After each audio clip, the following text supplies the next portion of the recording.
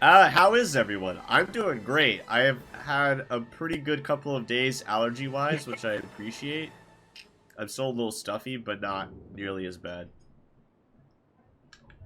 My sinuses are fucking with me today, but I am perfectly happy because I finally have water back in most of my house. Nice. Can't do laundry or take a shower yet. I have to go to the gym to take a shower still. But I have water everywhere else, so I was able to catch up on a month and a half's worth of dishes. Yeah. So that was fun. I actually have a toilet that flushes again, so that's also fun. We love toilets.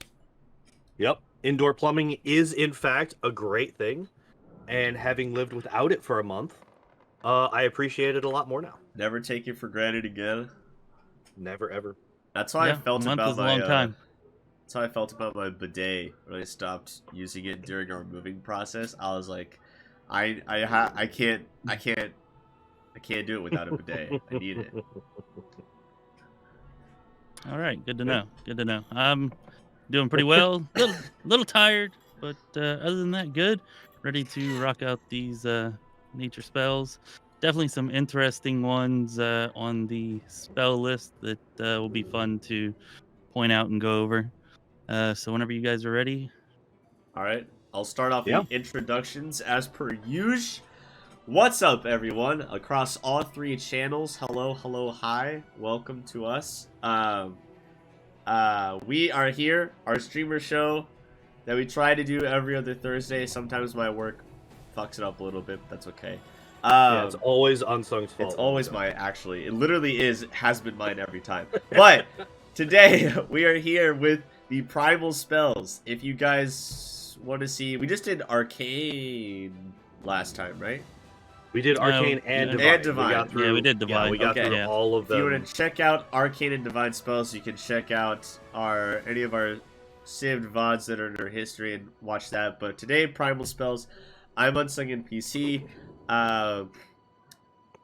And I have just released a video that does a little 3-minute preview on our Baldur's Gate 2 Throne of Ball playthrough.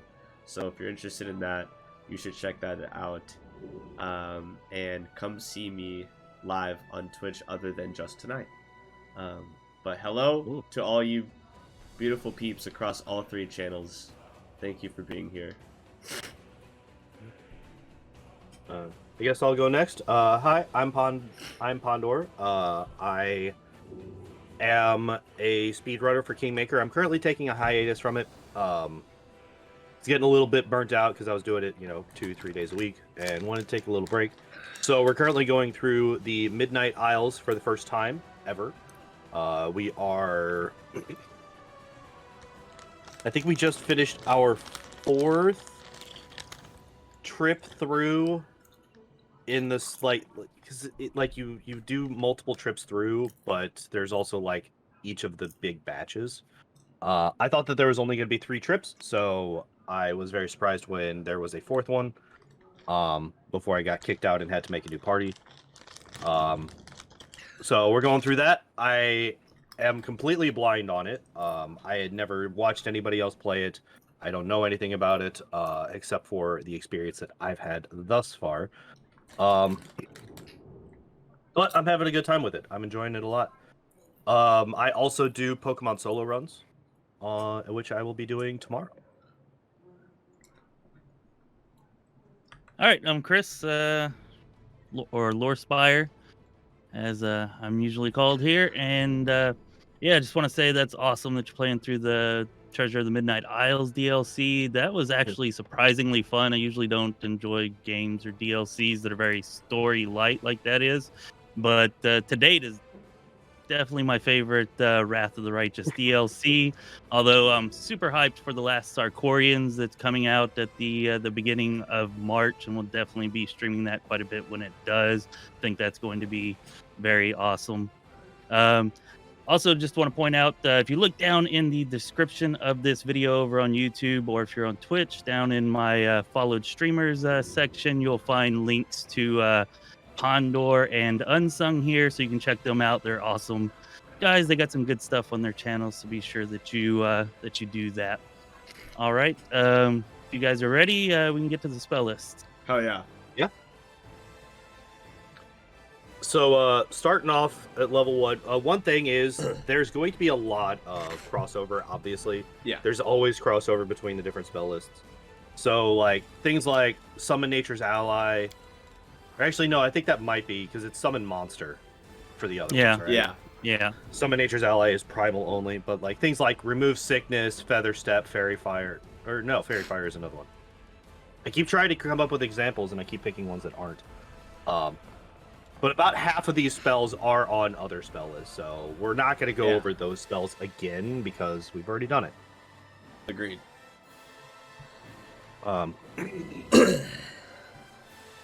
So I think my favorite spell in this first spell list is Aspect of the Falcon. It's a good one for I those archer love that for bros. archers. Yeah. It's a must-have for a ranger spell list. You can only have there's only so few spells that you can have as a ranger. Aspect of Falcon needs to be one of them. Absolutely. Yeah. Absolutely. If for nothing else, it's a free keen enchantment on your bows. Yes. Yes. Like, it's just a keen enchantment on your bows.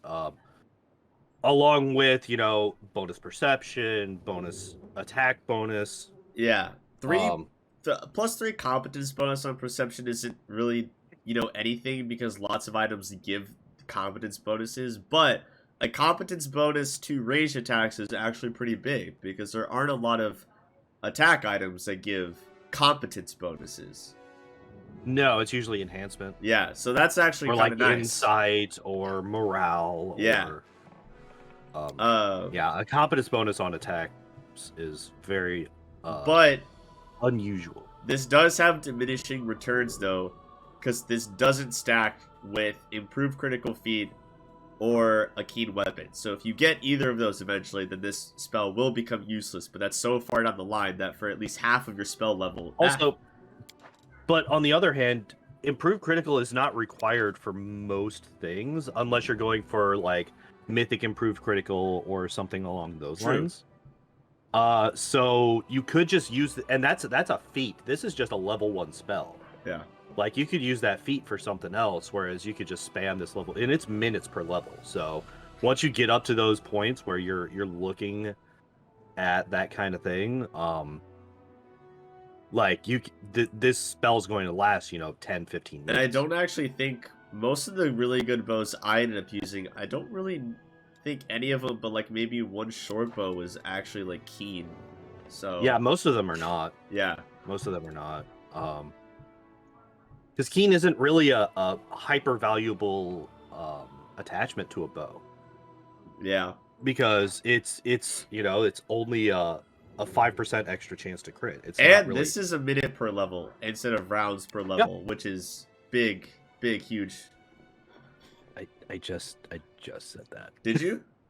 Yeah, he did. He did. God. I pretty much agree. I think that it's the best of the level 1 spells here. I really thought I was listening attentively too. Fuck. It's fine. It's fine. God. I'd also like to point out a couple of other spells that are pretty good, like Acid Maul, which really isn't that great because it's only 1d4 acid damage. There's a lot of things that have resistance to it, but it's good for the entire game. Like, it's useful from just level 1 damage through 20 because there's no stronger version of it or anything like that. It's only a level 1 spell slot, so yeah, like you said, it's just extra damage. You may as well use it if you have an animal companion. Yeah, yep. An animal companion that has a bite attack. Good point. It does not give a bite attack if they don't already have one. I will throw out. You have to be wary though, because a lot of demons and enemies in this game don't have like 0 acid resistance. Like you couldn't do Acid Maw on a Babao. Like, it's not going to make a difference. So, no, but there's usually a lot of mixed together enemy groups, and not all of them will have the acid resistance. That's true. I just wanted to throw that out there. Yeah, it's not going to be effective against everything, especially in this game. Yeah. I like this spell a lot more in Kingmaker, especially in Chapter 2. Oh yeah, the trolls. Yeah, because this just gives super helpful against this just turns off their regeneration. I do like Magic Fang though, just for getting over like magic, bypassing magic for DR. Oh yeah, Yeah. Magic Fang. Like those are the that's the trifecta of level 1 Yes. spells. Yeah, Those Magic are the Fang was three the that other one I was going always to point make out. sure I have. The only thing with Magic Fang is that it is replaced by Greater Magic Fang, Yes. but until you get But that, you know, even it's super then, helpful early game. Greater Magic Fang is only Magic Fang until you hit level 8. They are the exact same spell because it's per 4 levels. So at level 4, when you get Magic Fang, or whenever you get it, you're still only getting a +1. So Magic Fang and Greater Magic Fang at that point are the exact same. It's not until it starts scaling at level 8 that Greater Magic Fang actually becomes better. Good point. Good point. Fairy Fire is also pretty good, or can be pretty helpful situationally, especially if you played through the game a ton of times and you know where the stealth enemies are actually going to be. You can open up with a Fairy Fire, and it can be pretty damn helpful. In those kinds of situations. Definitely very situational, but can be very helpful. In the right situation. Definitely good in those situations, for sure. For sure. Pondoor, Greater Magic Fang is an hour per level instead of a minute. Is it? Okay, so there is a benefit,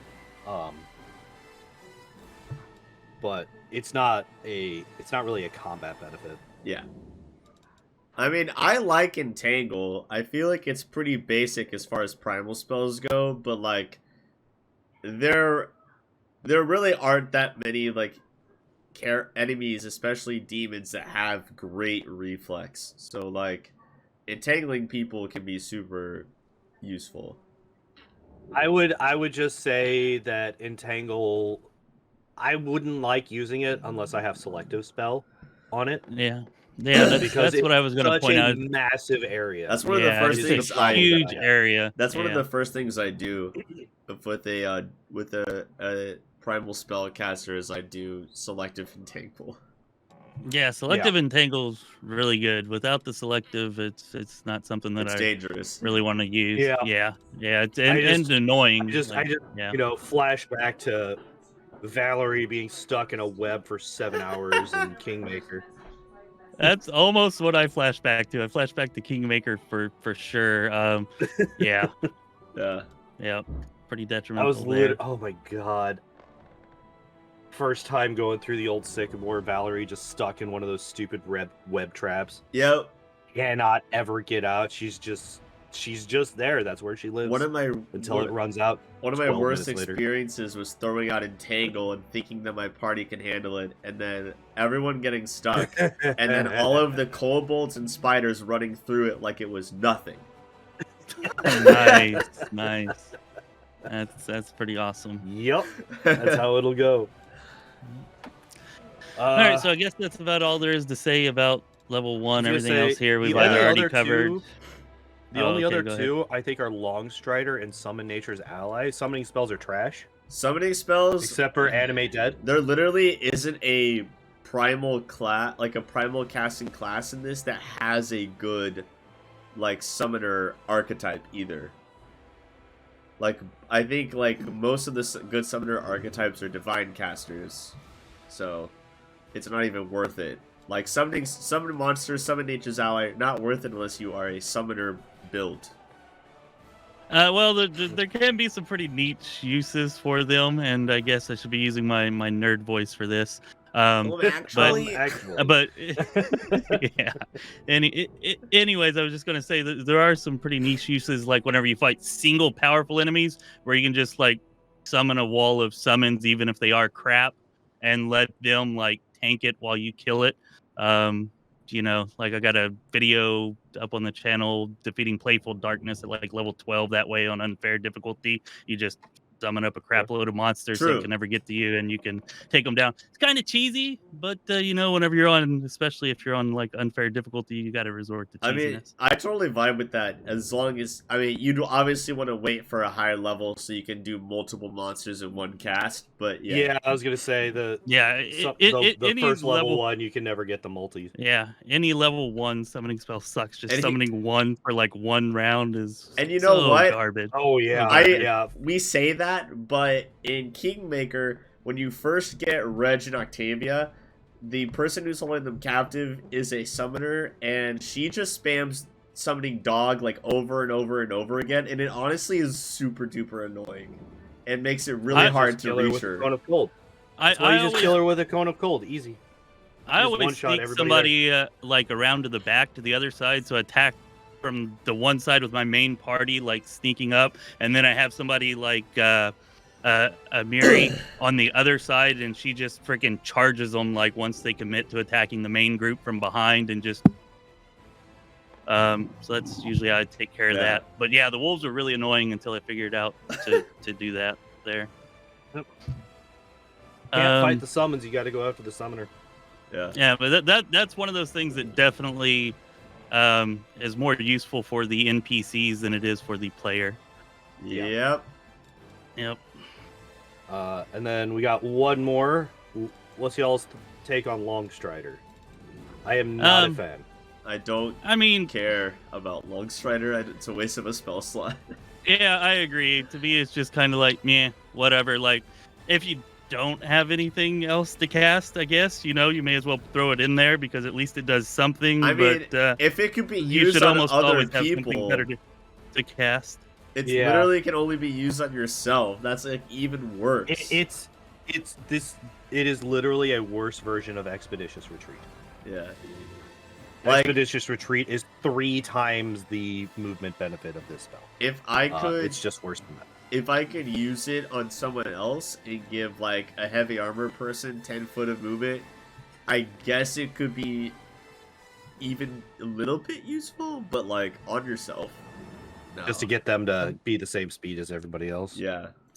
Well, the one thing that I do like about Longstrider is that it is 1 hour per level. So if you don't have anything else, just you cast it one time and you're probably good until you rest again. True. So I'm just saying, like, if you don't have anything better, like you don't get that from Expeditious Retreat, just that set it and forget it kind of casting. I mean, I don't think it's good at all.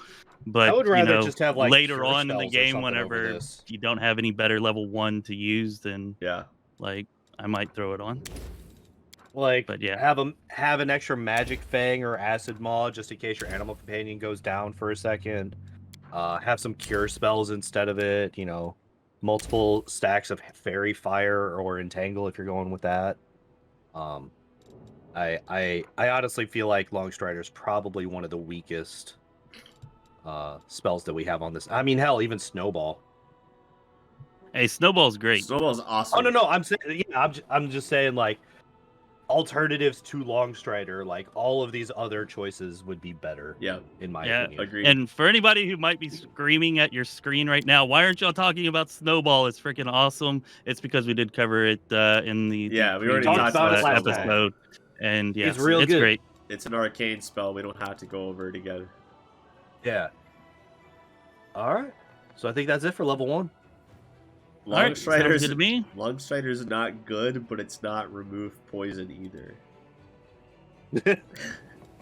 Yeah, I agree. Agreed. I don't think it's worthless, but it's not good. Yes. What up, Igor?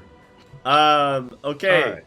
Level 2 spells. We've got Aspect of the Bear, which, while not typically useful for how I build my Primal Casters, if you build your Primal Caster to actually use this, I feel like it's just as useful as Aspect of the Falcon, but for a different reason.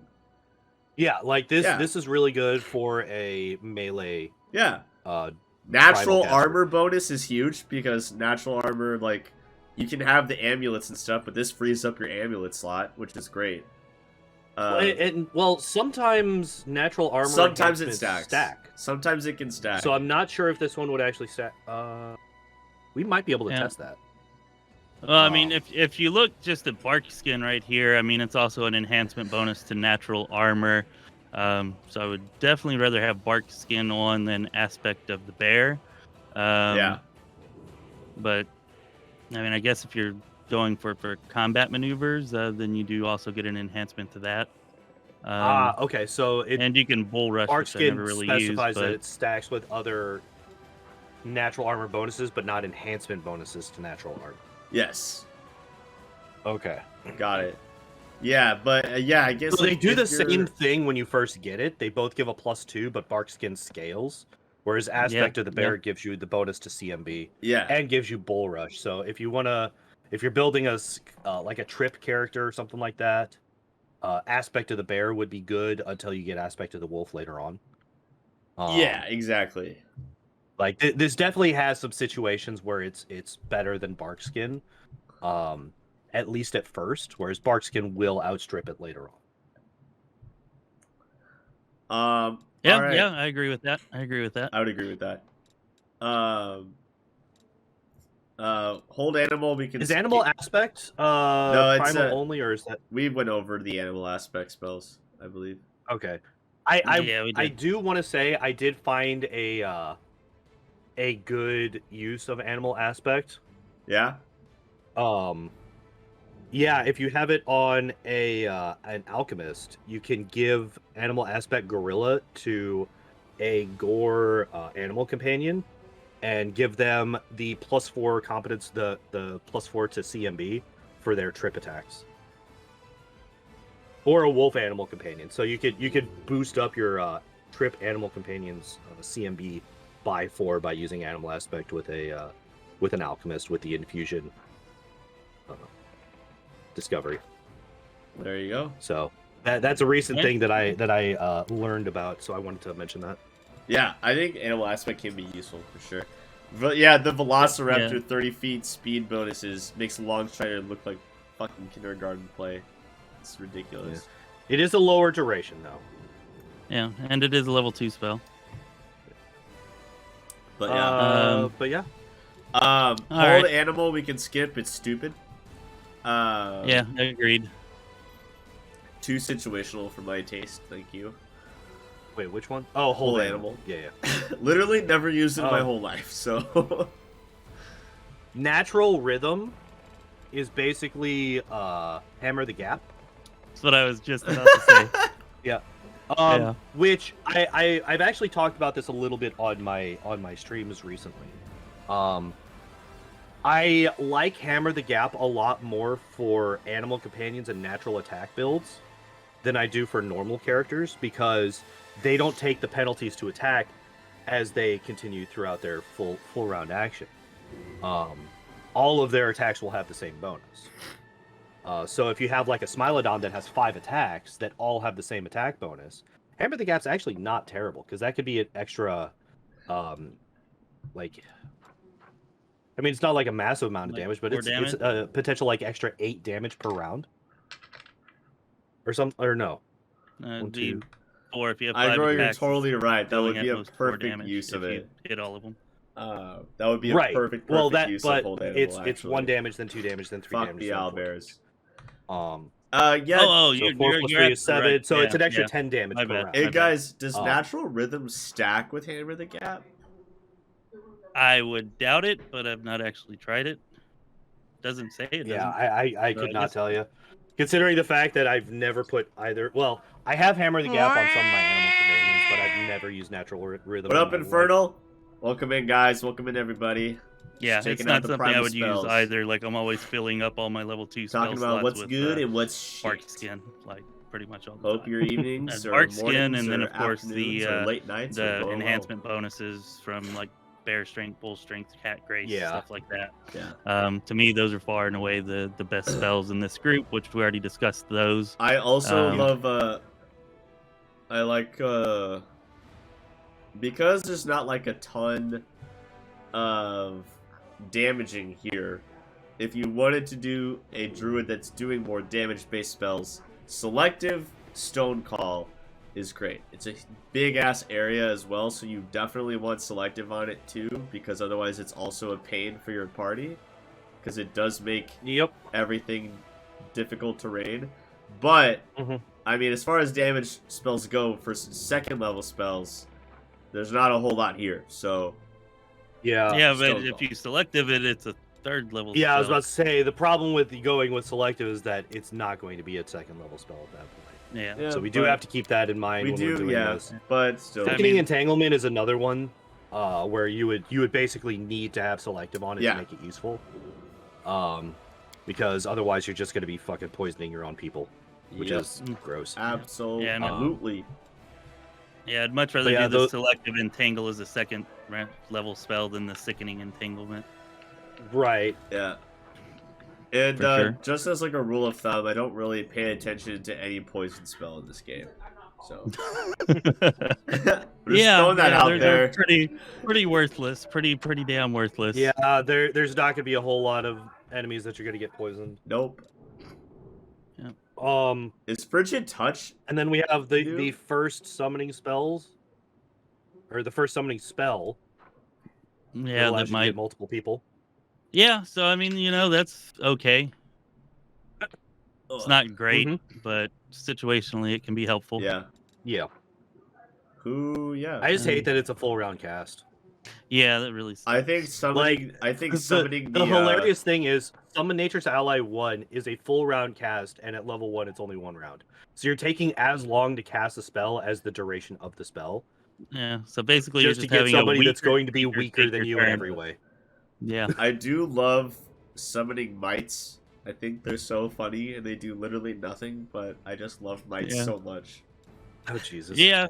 Kingmaker did kind of, put them in a special place in the. How can the you old not parts. side with the queen every time? Yeah. By being neutral and siding with neither. Nah, wipe So those that you don't kobolds kill out for anybody. the XP, Pondoor. It is pretty fun to kill them all. Why do I need Kobold XP? I'm already level 14. Get out of here with that shit.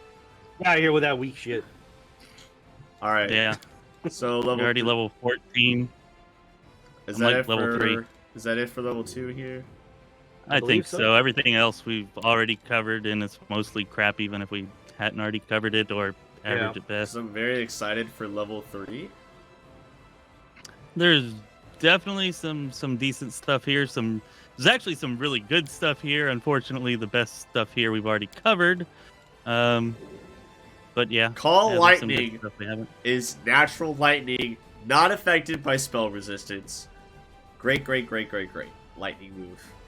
Call lightning and call lightning storm are my 2 favorite electric attacks because of no spell resistance, being able to block them. I love it.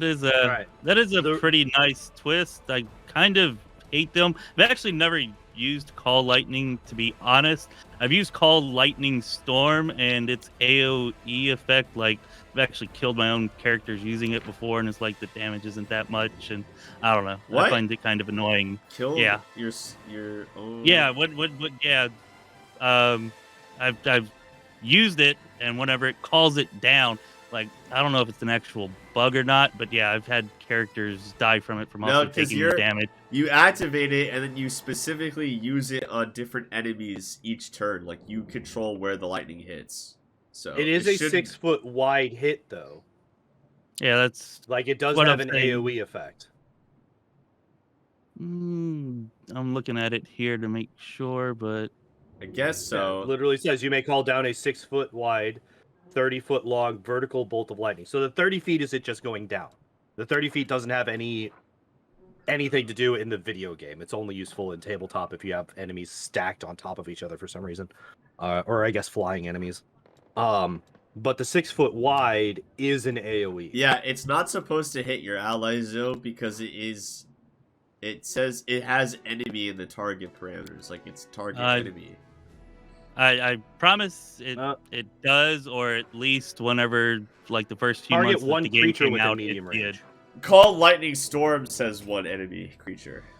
Yeah, if you look at Call Lightning, the target is red and blue, so it's both.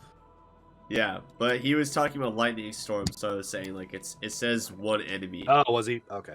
So I was talking about Lightning Storm because I never really used lightning. I just assumed it was kind of the same thing at a lower level. Okay. Gotcha. Probably shouldn't happen, but I don't know. I usually use it on like backline people anyway. So yeah, okay.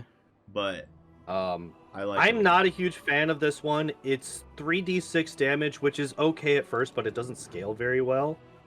And if you want to get multiple hits from it, you have to use your standard action in subsequent rounds to use it, where you could be doing other things, casting other spells, just doing full round attacks or whatever. depending on how you build your character, obviously.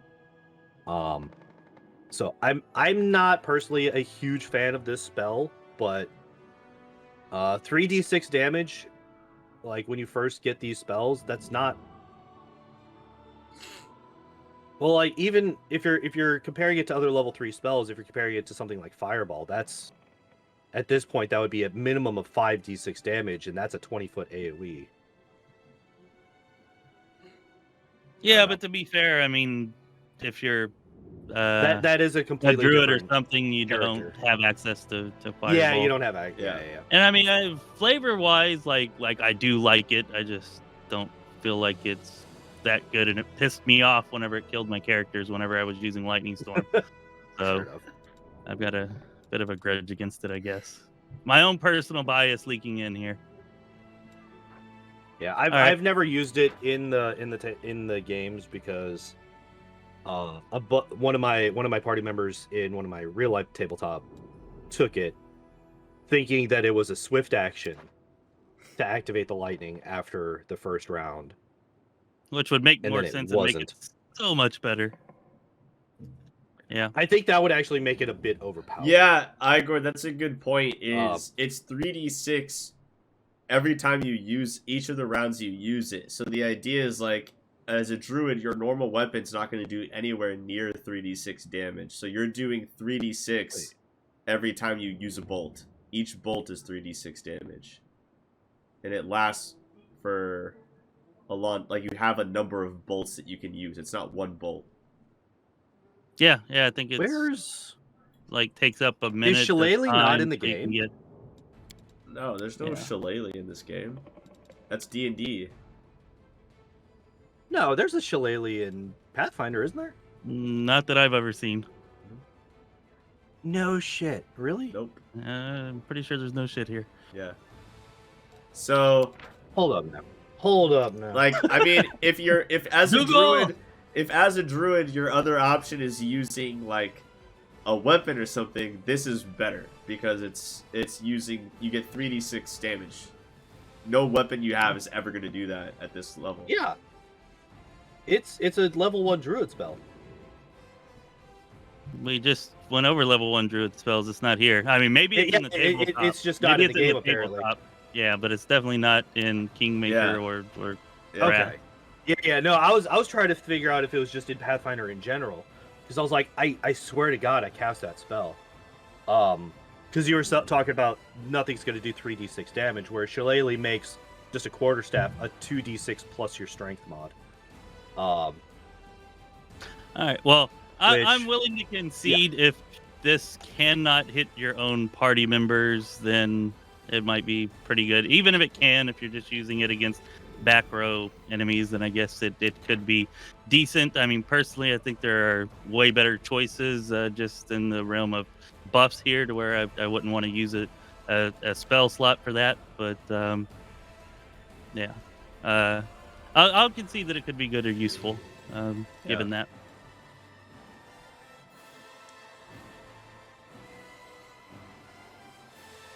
I don't like it. I don't like it either, but I'm willing to admit that's personal bias. All right, we have Greater Magic Fang, which we already kind of talked about. Like it. Very good. It's really good. If you got an animal companion, you should use it. And The scaling is a little slow, though. it is a little slow, especially You only get the maximum of +5 at level 20. yeah. Like, That's because the way spells are written, there is no spell that says, like, there's no spell that would scale at +1 each level and then stop at a certain point, and they're not going to give you a weapon enhancement bonus that goes over +5. no. There's definitely ones where it's like this scales. I think there's some. I I think there's some that hit +5 by like 18 or something like that, but and like there's think definitely anything caps in a that- bunch of spells. Like Fireball caps at 10d6. It's not a buff, obviously, but there's definitely caps in spells. That Yeah, is- there's definitely most of them have them. Like, Yeah. if you had an enhancement bonus that was like 1 each level, and that would give you. I'm not saying it +5 should be one so each quick. level. I figure it should be like one every 3 levels at most. I mean, isn't this the same as Greater Magic Weapon? Like at level 20, you can get a +5 bonus from it. Is it? I don't remember. Pretty sure it's like on par with that. Yeah. Yeah. Most spells that I have seen that do enhancement bonuses of some kind have Rock scale Games here planned saying up to Fireball level caps 20. at 15. No, Fireball caps at 10. Cone of Cold caps at 15. Fireball definitely caps at 10d6. All right, then we have Longstrider Greater. How do you feel about that one? It's Longstrider, but also stupid. Oh, come on now. Gives you twice as much speed for only It's 3 times it's per still level. worse than a level 1 arcane spell. If I wanted people to be this fast, I would turn everyone into monks, okay? Or just cast haste. It's only rounds per level, but it's gonna give you AoE, and it's faster. All right. What about Longstrider's bad. what about like say Soothing Mud? Because that and Spike Growth are like the only other 2 spells here that we haven't already covered on some other spell list. I've never really remembered to use Soothing Mud, although I have never once slotted used it. this spell. I have slotted it before with the intent to use it, but I've never actually remembered to use it. I don't care about fixing ability damage because there's so many things that do that as much as I would care about fixing ability drain. Ability drain is worse. So Yeah, but you're not gonna get a level 3 spell that gets rid of I know, ability but I'm drain. saying like there's so many divine spells that cure ability damage anyway. Like I'm not gonna slot Soothing Mud.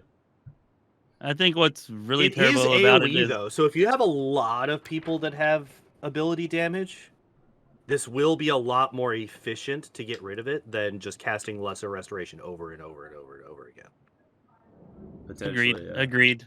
But it also kind affects. of the thought that I had whenever I was intending to use it, but then never did. It does affect enemies too. Yep. And yeah, but are you really gonna use this in combat? Highly unlikely that I ever would. Yeah, I would. This is something that I would use after combat. If it didn't cap at 1 time per character, then I think it would be much more useful. But it does. Yeah. Anyways. So I've does have the never actual messed with healing, skulls. That sounds but interesting. it's only 1 I don't know point anything about per the totem round, stuff. and it's only rounds per level. So That actual has, like rage hit point powers healing and is whatnot. basically negligible. Yeah, pretty But, negligible. I agree. At least And give Elliot a comment. But yeah, so like if you get hit by like a centipede swarm or something, and everybody gets the fucking poison damage, everybody takes dex damage, because for whatever reason you decided to stack your entire party onto the swarm, then I could see something like this being very useful. But yeah, it's definitely a very situational thing. Igor, it does say not affected by effects that increase a creature's healing. So if you're talking about Celestial Totem And then increasing the Spike rate Growth. of healing per round, I don't know if this would do that. Spike Growth is great if you make it selective. I was about to say there's another one. I feel like this is one of the, if you're going for these types of spells, I would definitely say that taking the, what is it, the Metamagic specialty or whatever, the mythic ability, the favored Metamagic. Yeah, favored Metamagic. You would, if you're wanting to take these types of massive AoE spells for Druid, you would definitely want to take that just so that you're not increasing it for every spell. Because you got Entanglement at level 1, Sickening Entanglement at level 2, Spike Growth at level 3. I'm sure there's more at level 4, 5, 6, whatever.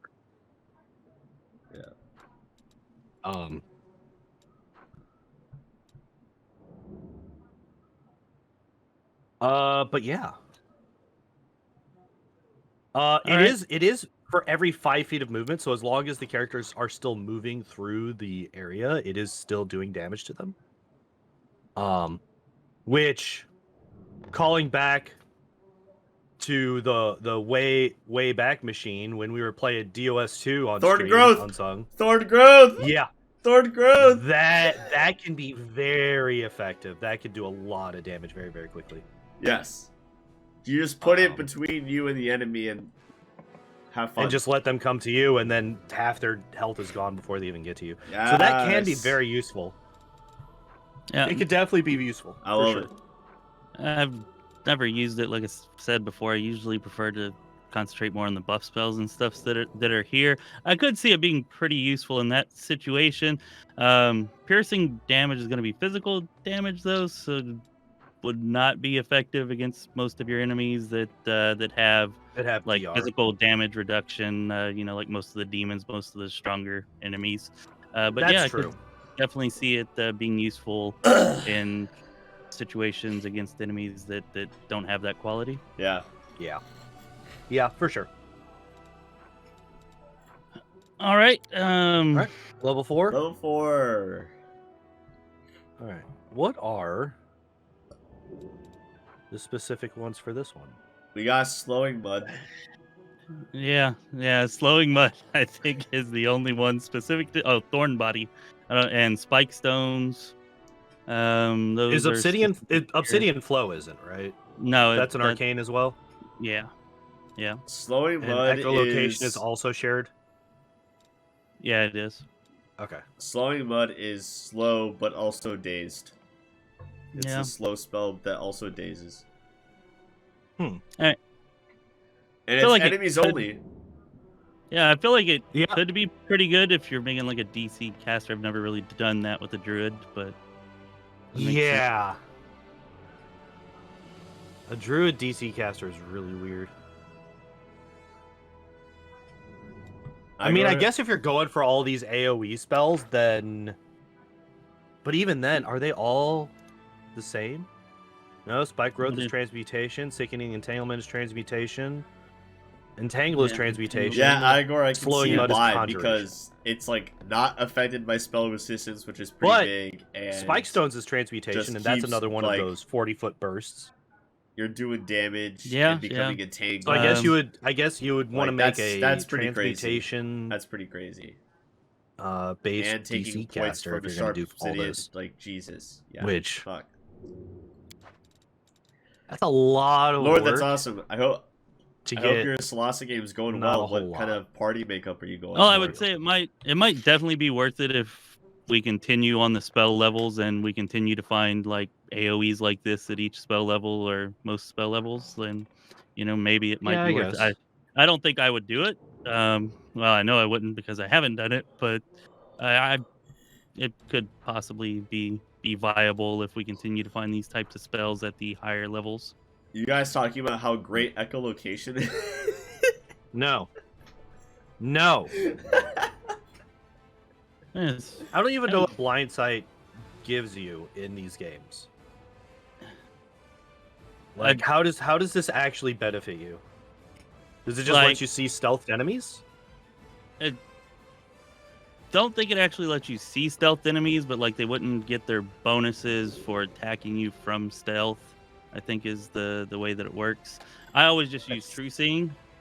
It's kind of what I do. I was gonna say, like, at this point, or somebody from one of the other classes, divine or arcane, they would have see invisibility at this point. I don't know if blind sight. Yeah, would. it's a level blind 2 fight. spell. Does. I think the mass is level 3.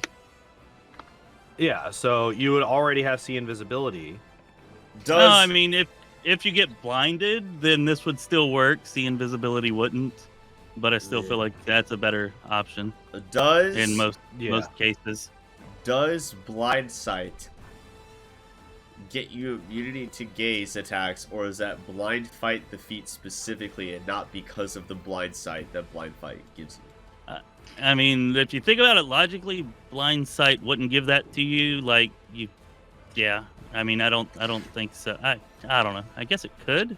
Maybe if you decided to just fight with your eyes closed and fight going on echolocation, I guess. Gotcha. But I don't know. I would have to look up the specific rules for it. I've not actually done that. Hey, Looks like Pondoor might be. Spriggly! What's up, man? Thanks for stopping by, Which I actually buddy. like. Let's figure this shit out. We're just, we're doing our bi-weekly little streamer show thing that we kind of do, and talking through some, we're talking through the Primal Spells. We did Arcane and Divine Fights as well as a couple a weeks sighted ago. creature, So now we're invisibility, going through the darkness, and Primal those kinds spell of concealment list. are irrelevant.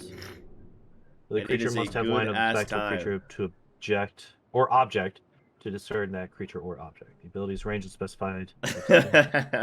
Usually does not need to make Close your perception eyes and checks to scream at notice your creatures enemy within like a range of its true blind warrior. sight. Hell yeah. Thanks for So it popping has some in, man. I definite appreciate advantages over seeing invisibility, and I guess even true seeing.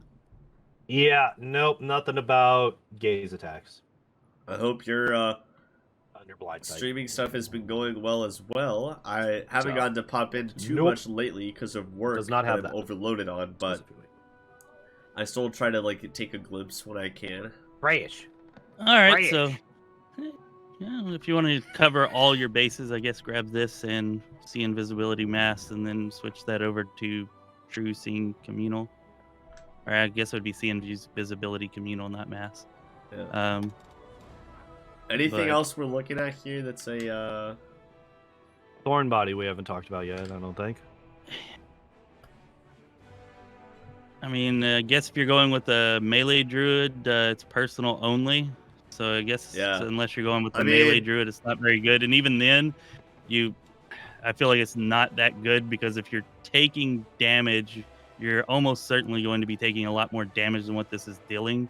So it's just a lot better to make sure that you're not taking damage through some means. I mean, I True, put it on Camellia, but at this level, there's not like a ton that she's gonna cast for herself as a melee primal caster anyway. I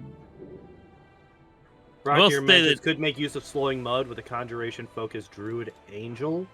Merged book probably wouldn't be great, but it is an option. I don't know what all the angel gets in its spell book.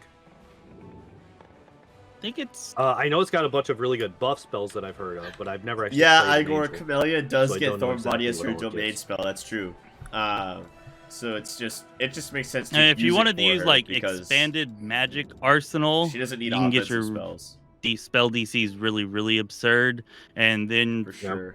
you can really just instead of having to take all of the feats, like 4 feats, you can instead just take 2 mythic feats, and you can end up getting more bonuses than you do from taking the 4 spell focus and greater spell focus feats for conjuration and transmutation. So you could get your DCs really, really high. It's not going to be worth building that way unless we come up against some other like higher level, more powerful spells. Like none of these spells are really powerful enough for anything like that. Gotcha. Yeah. I love the thought on it. I love the fact that Summon Nature's Ally 4 is basically telling you that 1 Direboar defeats 3 leopards. Like it's you can summon 1d3 leopards or okay, just to be 1 fair, Direboar. To be fair, wild boars are stalemate? dangerous as fuck, and this is a dire boar, and leopards aren't really that big when you compare them to other. No, but they just creatures. have a shit ton of attacks though. Oh yeah.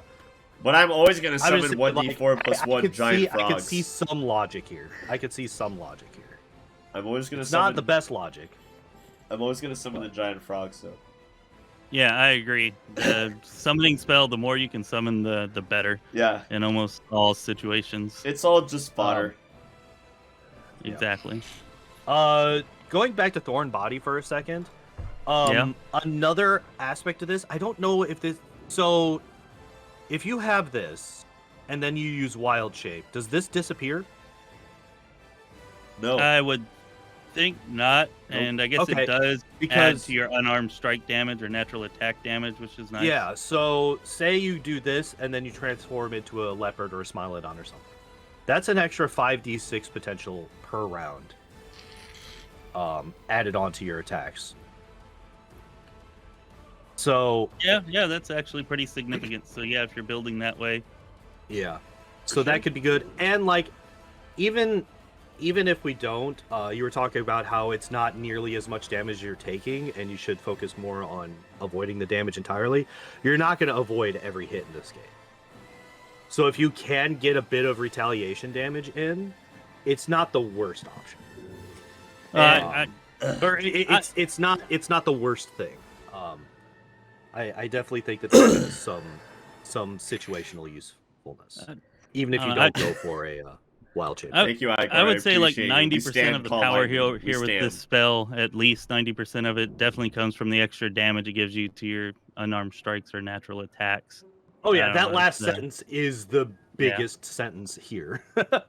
I will say, I'm pretty sure that I tested this, and there's like the part of Wrath of the Righteous where like there's like the giant like worm thing that like eats you in the abyss or whatever. Yeah. And you mean at threshold? The points of damage yeah. for grappling do affect the worm that swallows you. Okay. So that's nice. Yeah, that's for the time nice. that you're alive. All right, yeah. If you get grappled, then you're at least dealing damage to them while they're grappling you. Yeah, that's good for sure. But the other thing is like this is Camellia's domain slot spell for this level. So you okay. kind of gotta use it. I mean, there's not like she's not like a AoE damager or like that big of a buffer either. Like I try to just find stuff that works for her, buffing her, and Thorn Body's just like the one here that does that. Yeah. So it all depends on how you're building. Yeah, for sure. And that's it for this one, right? Yep. That's it for that. All right. Level 5. When you've done 2 of the 3 spell lists, there's just even less to go over in the third one. Yeah. It definitely starts shrinking as you go over more things. I do kind of dislike that because at almost every spell level, I want to be like, just don't use the ones that we're talking about. Instead, like stack up freedom of movement for all your characters because freedom of movement is so freaking overpowered and life-saving. Or, the same thing with like protection from energy communal or. But on the other hand, if we just say that on everybody, then there's no diversity in builds. That is very true. That is very true. And some of these do sound kind of fun, honestly. No, definitely. And we're supposed to be covering ones that are interesting, fun, those aspects as well. Just. Yep. All right. So level 5. First one is Aspect of the Wolf. Again, if you're building, I mentioned this when we were talking about Aspect of the Bear at level 2. If you're building for like a CMB or a trip build, or even just a melee build in general, this is a +4 to strength and dex. This is also good if you the bonus to trip attacks and the trip combat maneuver, if it stays on when you shapeshift, that's that can be very good. Yeah. Yep. It's also a swift action, does not provoke attacks of opportunity. It's like there's a lot here that's really good. Yep. For a melee character, even if you're not doing the trip attacks, just the +4 to strength and dex. Yes, you could get it from 2 level 2 spells, or 1 level 5. Probably not. Or the belt if you have a belt. The only ones that do are stat. I don't think this is what level 11 that you would have this spell. I think slot? that's it. I don't know if you're getting +4 to 2 stats yet from that. at level 11. Yeah, I don't think so. I haven't gone through the story of this game in a while. Yeah, you're not going to be getting +4 to 2 from a belt at that point. Yeah, so this is yeah. I'd say, like I said, the trip attacks very good. Yeah, for a strength-based melee build, especially one that is centering on combat maneuvers, then it's really good. And if it's not, then it can still be decent for the +4 to strength and dexterity. Yep. All right, Blessing of the Salamander, is that specific to this? I don't remember Yes. seeing this one. It Okay, I is, thought and so. it would be good if it wasn't rounds per level. it's also an arcane spell, but we can definitely cover it. Is it an arcane spell? I don't remember Yeah, 'cause talking I about would- it. Yeah, I think it might be one of the ones that we kind of skipped over, but yeah, I remember I would use it with. I think Ember gets it, and I would use it with her sometimes. Ember's she a gets- weird one though. They have like some primal spells in her spell slot, don't they? Aren't witches like a weird mix of some arcane and some primal? Yeah, think she's because arcane witches, only, but- witches and shamans have similar spell lists to each other, which is like some primal, a lot of elemental stuff, and then also necromancy. That's kind of like the combo. No, I thought witches had got like 96 spells from the arcane spell list or wizard spell list or whatever, and that's just where they came from. I have no ideas. Unless they got some from like their spirit or whatever, or Let's that's find not what out. it's called, is it? Druid Ranger, Blessing of the Salamander. Apparently, it's not even on the witch spell list, unless it's. I guess that is one of her patron spells, specifically. Because I just looked it up on the SRD, and it is literally Druid 5, Ranger 4. That's it. Yeah, shaman is mostly primal and then also with a little bit of other things mixed in, some necromancy especially, and then witch is like support arcane and support divine spells comboed. There's like there's almost no damaging spells for witches. Also, Ember doesn't have a patron. She's a stigmatized witch. Good point. Yeah, I think Okay. I was actually thinking of Thank you, Firebrand, which has a similar kind of animation to our thumbnail to it. Gotcha. Because yeah, I'm looking at Ninio's spell list right now, and that is actually not on there. So Okay. my bad. It's all good. So yeah, it's rounds per level, as you mentioned. Gives fast healing 5, fire resistance 20, +2 competence bonus on its CMD. The CMD, I feel like, is basically useless. There's very few enemies in this game that I remember that actually try to use combat maneuvers on you. Yeah, Yeah, it doesn't happen a whole lot. true. I think they realized that people hated all of the dog and wolf enemies in Kingmaker, especially early game. So they just went the other direction and just took most CMB enemies out in Wrath. But on the other hand, this, like I said, this is level 11 at this point. So we're looking at 11 rounds minimum of this ability. So that's over a minute. So you could get a couple of fights in with this spell active. Fast healing 5, that would be what, 55 damage healed over a minute and 6 seconds. Fire resistance 20 for a minute and 6 seconds, like that, and that's that's the absolute minimum, and then it ramps up after. Yeah, So. I mean, it's not bad. I just prefer spells that last more than one fight. Yeah, I don't think it's very good. The fast healing 5 is kind of nice and could make a difference at times. I feel like the rest of it's pretty. I mean, it's gonna Yeah. heal more than a max heal critical. Yeah, that's what I'm saying. Like that could definitely be helpful at times. So yeah.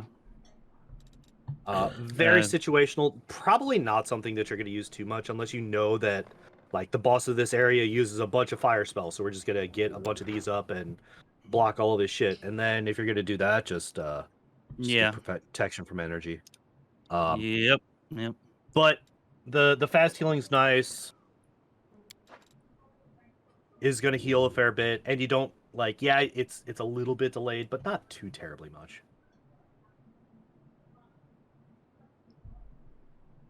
Yeah, I would like to say that like the energy resistance communal spell does grant you 20 resistance to whatever, so fire, whichever one you pick at level 7 at 7th level.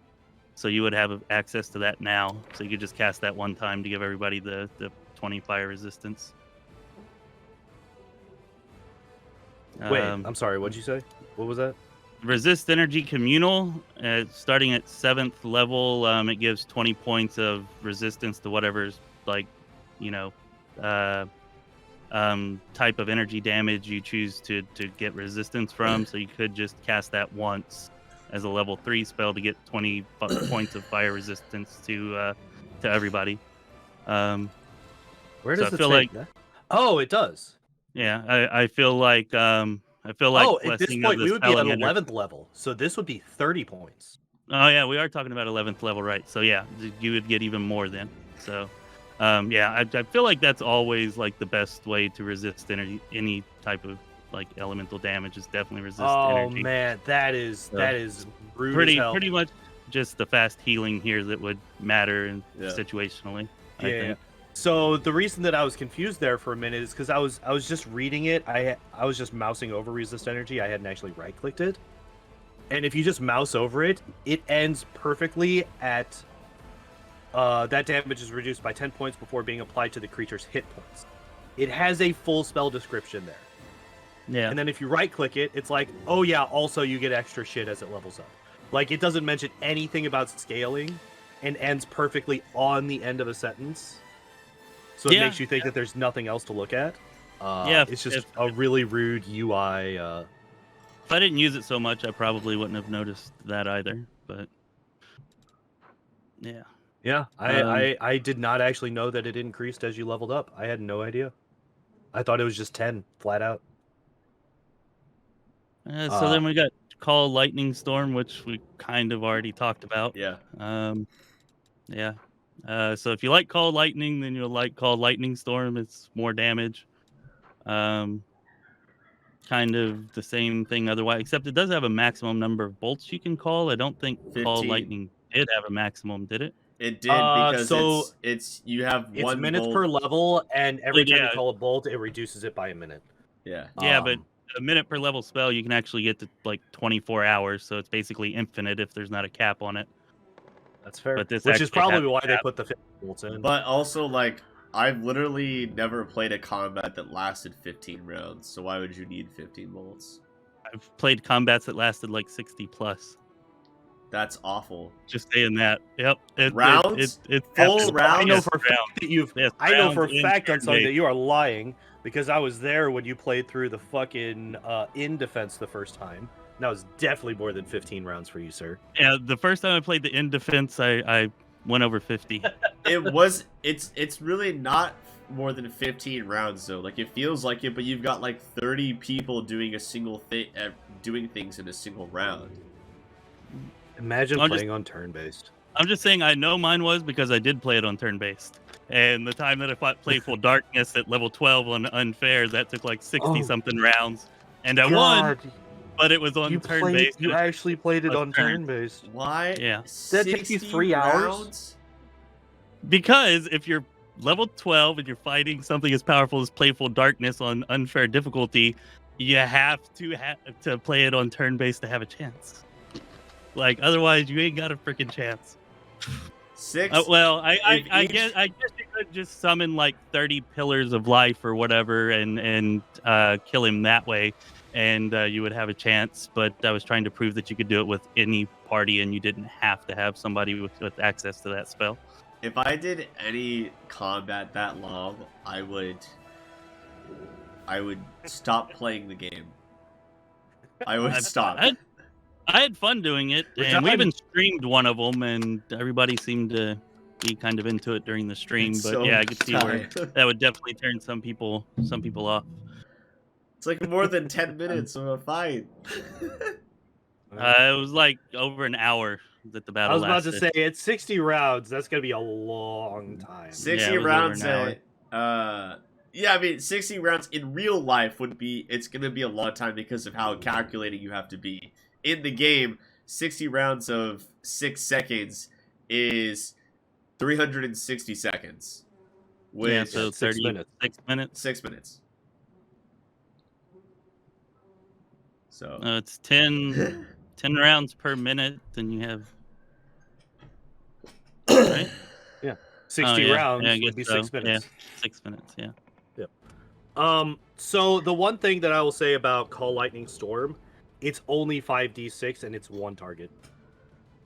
but it's 5d6 every round. You're using it Tell- instead of a weapon, Pondoor. That's the whole point. And I'm telling you, I speak from experience that it's not just one enemy. It can hit you if you're next to it, or at least it could within 3 months after the game had released. I don't know if it still can or not, because I refuse to use it now, but it could then, for sure. All right, but what are other things that you could do here? What about Fire Snake? You could do Fire Fire Snake, Snake. but it's I definitely prefer Fire Snake. the point I was though gonna say, is Fire that you're Snake going is- to invest in one element. There's no reason to invest in fire and electricity because you would need the mythic feats for both of them to make it useful against any demon in the game. Okay. So I'm just but, like you have decent fire spells though. Like Well, if you're using Call Lightning Storm, Like, I you thought got the whole Flame point Strike, was you have that Volcanic it Storm at ignored level spell 4. resistance. what? It doesn't ignore electric resistance though. Oh, okay, yeah. Yeah. Sorry. No. Yeah, so the whole point is like, yeah, you could use fire spells instead of electric spells, but if you're using electric spells, the Call Lightning spells are the best because they ignore spell resistance. Yeah. And you're Okay. just using it I'm instead just of a comparing weapon. it to compared to other damaging spells of this level, it's very lackluster. I'll say this. Maybe it is the best option for a druid, especially because you're going to want to maybe buff a lot, and this allows you to cast your damage spells with only using up one spell slot. Yes. Instead and saving the other spell slots for stuff like Death Ward, which is kind of essential, and yeah, animal growth, and those are kind of the main two that are here, but it does allow you to save spell slots for that. So yeah.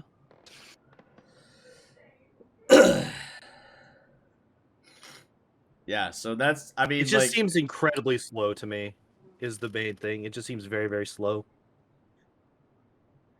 Yeah, but I mean, you can just cast it once, especially if you have like greater enduring spells, and then it's pretty much going to last until the next time that you rest. And then you can just call down the lightning bolt at any time. So Whenever instead you of want. having to use 3 or 4 or 5 fire snakes or whatever, instead you get 15 lightning storms. I still don't like it because of my own personal biases, but yeah, I see where if you're going for a caster druid, maybe it's Yeah. got to be a. it's not an staple. AoE big boy damage spell. It's a weapon replacer. It's like a weapon replacer that does electricity instead of normal damage. That's how you have to think of it. I'm sitting here. I'm looking at what could we have instead though. Fire Snake, you'd like also, what are we giving up to have this? Fire Snake, you'd also probably have to do selective because getting only enemies in a line is super difficult. It doesn't affect allies. We actually went over that last time, but yeah, it doesn't affect allies. Oh yeah. It just says all creatures, which is stupid. Yeah, Yeah. the target But says all creatures, but the spell description says all enemies. Yeah. That's right. Yeah, we went over that. But all other fire AoE spells, you would have to make them. A lot of these Yeah. targeting animations are incorrect. Just for anybody out there who's Also, Igor's really obsessed with cave fangs. actually, Okay, I let's talk was about it. going to give Igor a shout out for turning me on to Cave Fangs because it's definitely one of, if not the most powerful damage spell in the game. And I would not have known that if not for Igor letting me know during our Midnight of the Isles or Treasure of the Midnight Isles DLC run. So thanks for turning me on to it. I mean, you can do thousands of damage with it in a single turn. Assuming you're playing on turn-based, it won't work like that in real time with pause. Anyways. Because it's a free action to place it. Yeah, it's a free action. You so, sit there, click, click, click, yeah, click, click, click. if you get greater enduring spells and make it last 24 hours, then I mean you're looking at being able to cast it like 144 times. So that's 144 3d8 damage. What the hell? So yeah, and then if you get like Metamagic Rod, Quicken Metamagic Rod, you can cast it again in the save turn. So you're looking at 288 3d8 damage. And then if you add something like Mark of Justice or Smite to it, you're negating any resistance they might have to it. So I mean, except on Unfair, you can pretty much auto kill any enemy with this. I'm just sitting here thinking, what if we and like even on Unfair, you auto kill most of them. Too? Yeah, that doesn't count any type of anything else that might increase the damage. Oh god. So, I've never actually looked at K-Fangs in my life. So if you believe in cheese, or if you're playing on unfair difficulty, this here possibly this and Creeping Doom are by far the two best, most powerful druid spells, nature spells, primal spells, whatever you want to call And it, it ignores in the game. And I would say this is probably better than Creeping Doom. It also ignores spell resistance. Yep. It's physical damage, which is That's why you want dirty. that damage resistance. That's a dirty spell. Yeah, and at tabletop, it would be kind of like meh, because surely no GM in the right mind would ever allow that. But in a game where you can just abuse the mechanics, this is definitely right there at the top for most powerful spells in the game. I would say... Ooh, GMs wanting to take away the fun of other people. In tabletop, I would say you get one free action, not as many free actions as you want. And I think that's rules as written. I think you get one free action per turn. I know it's that way in 2E. I'm not actually 100% sure it's that way in 1E. I'm pretty sure it is. Because I think you get, you have the full round action or the swift action, or full round action, standard action, movement action, swift action, and free action. And obviously full round is full round, but you still have to... I think the free you just add on to anything else. But you still only get the one, I think. I would also like to point out that in real time with pause, like even if you're not doing turn-based, it can still be pretty good because you can just set it to auto cast and then you don't have to micromanage it, and they'll still cast it one time each turn. So you're getting a free 3d8 damage with the chance of entangling them or grappling them or whatever. You do have to be careful though, because it is kind of like an AoE. But at least there's some kind of use for it there too. Hey, you know what? Okay, just looked it up. Free action. You can perform one or more free actions while taking another action normally. However, there are reasonable limits on what you can really do for free as decided by the GM. So there aren't any actual rules as written limits on free actions. It's up to the GM. Well, in 2E, there aren't really... like... Oh, and in 2E, in the rules, it specifically says, like I read them in the book the other day, that you get one free action and one swift action per turn, I thought. Swift action? Sure. There's no such thing as a swift action. You get actions. Or maybe it was just one free action then. Yeah. You get three action points. 3 actions, 1 reaction per round. Yeah, 1 reaction. Yeah, reaction, not.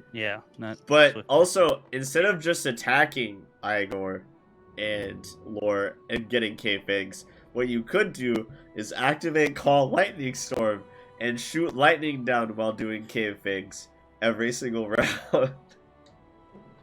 Yeah, I'm sure that's a lot better. Yep.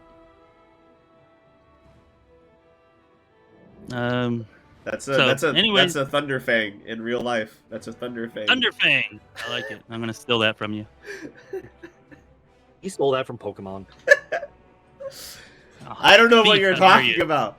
I don't know what you're talking about. I'm sure. We had a kid at my workplace who decided that, so when the kids have their chosen names instead of like their birth names, we have to call them those names. to be like supportive or whatever, and someone wanted their name to be Luxray, and I was like, I'm not calling you Luxray. That's a Pokemon. Never calling you a Pokemon ever in my life. Interesting. Luxray, use Tail Whip. Hey Luxray, do you want some lemonade with your sandwich? Would you like a jelly donut? All right. Who remembers that horrible localization? In level 5, is all else we have Vine Trap? Is that the other one? Yeah, Vine Trap? yeah, Vine Trap and Nature's Ally, of course. But It we paralyzes kind of already talked and about those. also counts as cold iron, so that's cool. Vine Trap does? Yeah, it counts as cold iron. At this point, though, to count as cold iron, do you need a +2 or a +3 weapon? I think Wait. you just need the. Nothing. You just Thought needed you a just- cold iron weapon. Right, Yeah. right. But like magic, like, you know, as you gain, like +1 is obviously magic. I think +2 is counted as silver and cold iron to overcome DR, and then +3 is like alignment. +4 is something, and then +5 is adamantine. Is that a thing Just in use- the video game? Not that I'm aware of. No. Is it But really it not in the might- video it game? might be. I've never paid Yeah, that much attention. I don't think that it is. You just have to have the cold iron. Yeah. Descriptor on the weapon. I'm pretty for it sure to I've seen have that. like high level enchantment weapons that are specifically cold iron.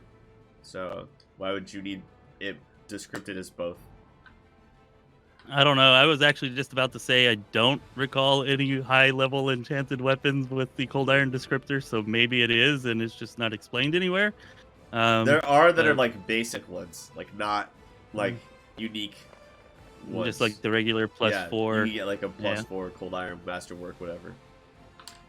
Okay, so Brockdeer apparently did a bit of testing. He was when he was talking about the Conjuration Druid Angel. Apparently, almost all of the angel spells are Conjuration. So Conjuration Druid Angel could potentially be. viable, he Igor's says. saying the same thing as Pondoor. Igor, does that count like in the video game as well, not just the tabletop? Well, if I mean, it I'd be is, really then they need surprised to if add that's a that to thing one that of they their didn't. tutorials. Yeah, that needs to be fucking explained because I've literally never thought through that at all. Yeah, neither had I. Igor says, yeah, that's a thing. What the? All right, well, good to know. That's why we're super- here, to that's super good expand to know. our knowledge. Wow, holy shit. Yeah, I'm trying to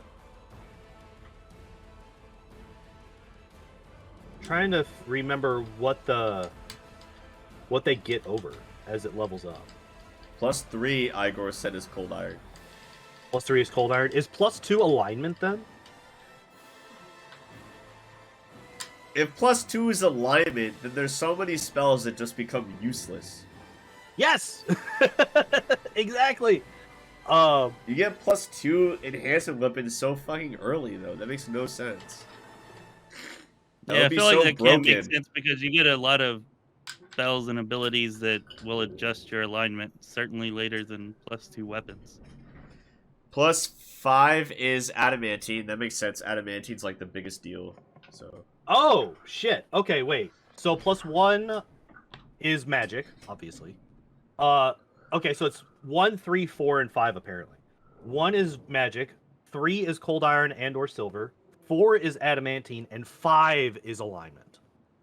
So Okay, only that makes more +5s sense. overcome DR based on alignment. So, if you're a trickster with the arcane skill ability to increase the enhancement of any gear you find, then Greyboar starts with weapons that get past that have adamantine.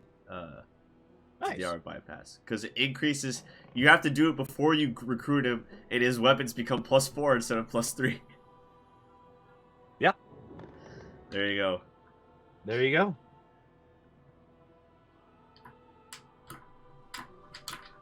That's a bit of a game changer, I'm not gonna lie. That's good information. That is good information to have. I don't know how I've gone a year and a half without learning it.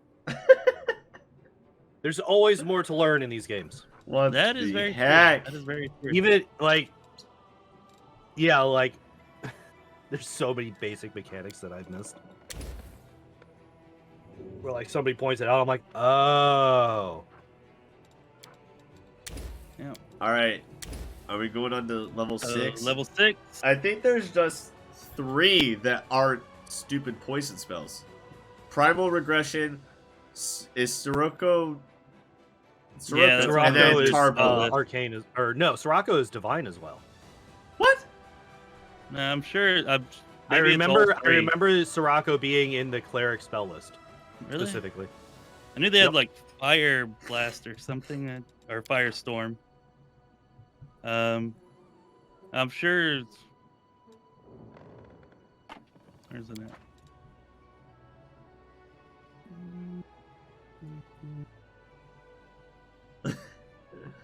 Oh, Yeah, Sirocco Sirocco's might just be also all on- of them. Yeah, because it's definitely on Ninio's spell list too. I'm looking at it right now. Okay, so just Tarple and Primal Regression then. Yeah, Druid, Mages, Sorcerer, Wizard. Oh wait. Oh, I think Sirocco might be in. It might have been a domain spell. That would make sense. It might have been a domain spell. So then here we're looking at what, just like Summon Nature's Ally, and I'm pretty sure everything else is Primal on another spell Regression, I list. think. Primal Regression. Primal Regression. Oh yeah, Primal And Regression. Tarpool, I thought. No, Tarpool is arcane. Really? Yep, because I had it on my. That's one of the spells that I used to use in the speedrun in Kingmaker. Well, I don't like Primal Regression, so I think it's too tricky to use for my taste. Too much going on. So it's a will save, affected by spell resistance. Drops intelligence and charisma to 1, unable to cast spells. -4 on will saves, +6 to strength, +2 nat armor, 2d8 temporary hit points. I can see it being good for some spellcasters, but when you try to use it on any like spellcasting demons, it's not going to matter because they're already beefy, so you're just making them beefier. Like there's not really demons that like can't hit you as good as they can cast spells. Yeah, it's. What if you're also- not wait. What if you're just using this on your like melee? Charisma drain is such a common thing in this game that you would probably die. Is it? Yes. I I get Don't charisma remember. drain all the time with like my melee characters. okay. There's a lot of abilities that do it, so it would probably kill you. Also, it's enchantment, and are you really going to be building for enchantment DC with the druid? Probably not, right? Well, I mean, Like, that if you're seems using to it on be your the front, spells yeah, that yeah, it's least likely Yeah. to have. yeah. I mean, if you're if using you- it on if you know- your, oh, it's also an enhancement bonus to strength and nat armor bonus to AC, which you're going to have already. Yeah. Like, because Yeah. this is level 6, so that's level 13. You're probably going to have a +4 belt. Yeah. And Yep, if not, most likely. do you also get bull strength mass at this level? So you could just use this, and it's not quite as much as Primal Regression, but it doesn't come with the downsides either. Yeah, The more I look at I this, don't the like more it. I don't like I don't it. like Yeah. it. Yeah, I the don't more I like look it. at this, the more I was like trying to make it work. I was like, well, maybe if you do this and this and And- this, but you have to like pigeonhole yourself so hard Yes, to exactly. try to make this work. It's so tricky. Yeah. It's too tricky for my taste. I don't like it. Do appreciate Yeah. your out of the box thinking though, for sure. But yeah, And then at the end of it, I Not didn't really even worth it. get to the last paragraph or the last sentence. When the spell ends on the next round, each affected creature must succeed at a will saving throw or take 1d4 points of intelligence drain and 1d4 points of charisma damage, which just kills them. Yeah. Oh no, wait, that's after Well, they get that's back. when So it they ends, actually yeah. no. I'm sorry. That won't kill them yeah, No. because it's after the effect ends. next It's the round. round after the effect ends. So their intelligence and charisma would be back to normal before this happens. And And they would have full will saves as well. Yep. Regardless, yeah, no. You have to try so much. You have to, you have to. Nope. Bad. Yeah. I tried, guys. I tried to make it work. It was a nice try. It's that kind of thinking, that probably does give us some really awesome use. It's that kind of thinking that probably came up with the cave fangs being able to deal so much damage, 'Cause I certainly never thought of it like that until it was pointed out with some unconventional thinking. Yeah, and like situational stuff, if you can make it work, a lot of times in those situations, it's so much better than anything else. Unfortunately, this is just stupid. I can't think of a situation where you would. Yeah. I can't think of the situation. Doesn't mean that it doesn't exist, but I can't think of it. Yeah, the only thing I could think of is maybe if you were going like legend and you were like making an enchantment caster, and for whatever reason you decided to combine druid with cleric or oracle or whatever you were already using that actually had other enchantment spells that were good, but again 20 levels, or I guess that would be minimum 13 levels just to pick this up. Probably not a very good legend build. Nope. Yeah. All right. Especially when you could just go fucking Slayer Cavalier and do 15 billion damage per round just by charging some. Slayer is my favorite to multi-class with for martial characters ever. Slayer's so one of my It's favorite. so good. It's such a good It's so foundation. It's such a good foundation. I mostly just like that the Just it bonus combos with feats everything. that Yeah. you can pick up. You can like pick up things that require you to have dexterity without actually having dexterity. Yep. Which is my favorite part about it. Yep. All right, so level 7 spells, change staff. That's Fun. freaking game breaking, right? Fun spell. Change stuff Okay. is such a fun spell. I agree. It is a fun spell, and I feel like in like a tabletop setting, it's something I would definitely use just for like the flavor and how cool it is. But Okay. in I'm the going to be game honest, here, I've like, never it just used it. sucks in every way possible. I mean, it's just the treant lasts an hour per level if you keep it alive. Yeah, I didn't know that. I didn't notice that. Yeah, but it's still a Trent. Like, yeah.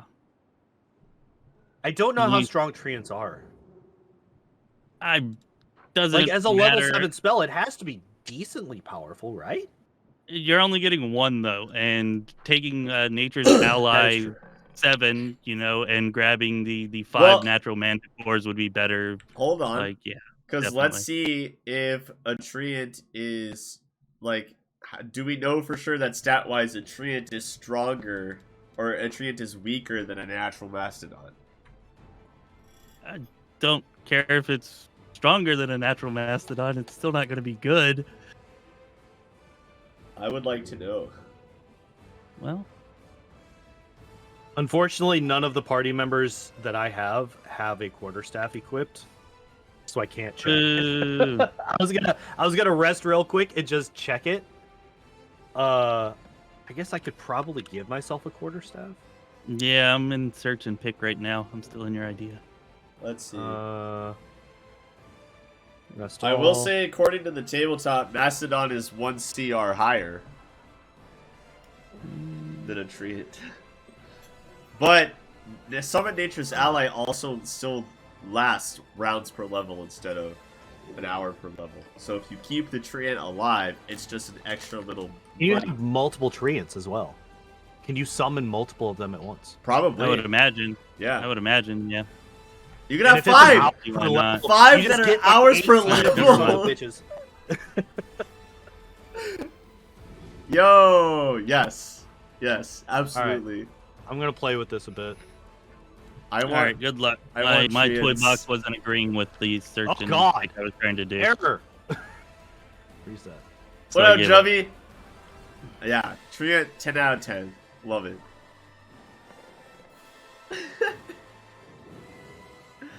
Just so fun. Just so fun. Equipment. Okay, wait. Okay, so yeah, I'm getting an error message whenever I try this. Yeah, that's what I got. Was the error message, so that's why I gave up. And Wait, You have to it's have- saying...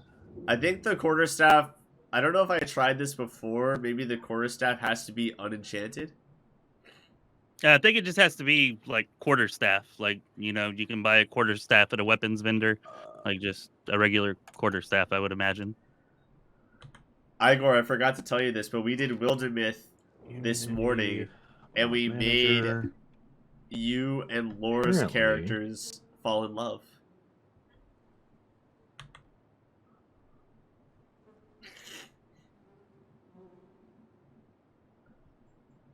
You're definitely not gonna have one. Let's see. Okay, so there's a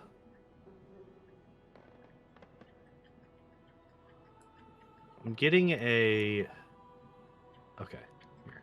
We'll do this.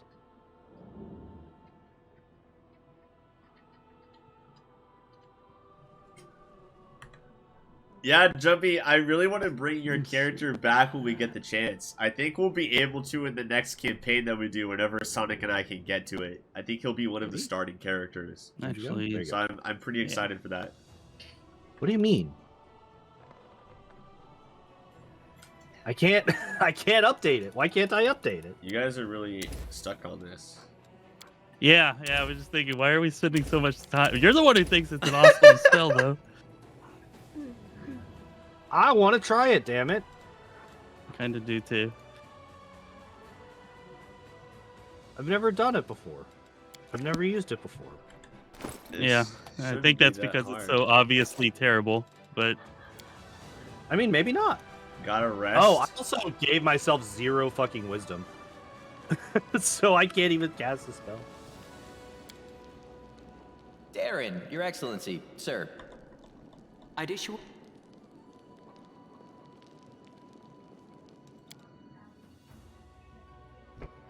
Nobody out there, like, in YouTube land has tried this spell before? Has any... Nobody's ever used this spell Apparently before. not, because surely they'd be chiming in by now. Not a single person has ever used this spell. Yep. There we go. I have to, like... You have to, like, exit this place to be able to test it out. Yeah, I'm already in the Lost Chapel. Well, loading into it anyways. Fair. Do you have to have, like, a super basic-ass, like, quarterstaff? I don't know. I could only find a +1, so I bought a +1. We'll see if it works. Yeah, the problem is I'm in the one that's the fucking I'm in the cave at the beginning of the game. You did the cave! Oh no! I'm like right at the very beginning of the game, so I can't get shit except through fucking Toy Box, and it's not letting me. I'm always ready. So she's Kristen always says ready. that he has used it before, but that he doesn't remember it being useful in any way. Like it didn't leave any impression on him. Ooh. They have all this We'll see gear, not a single fucking quarterstaff.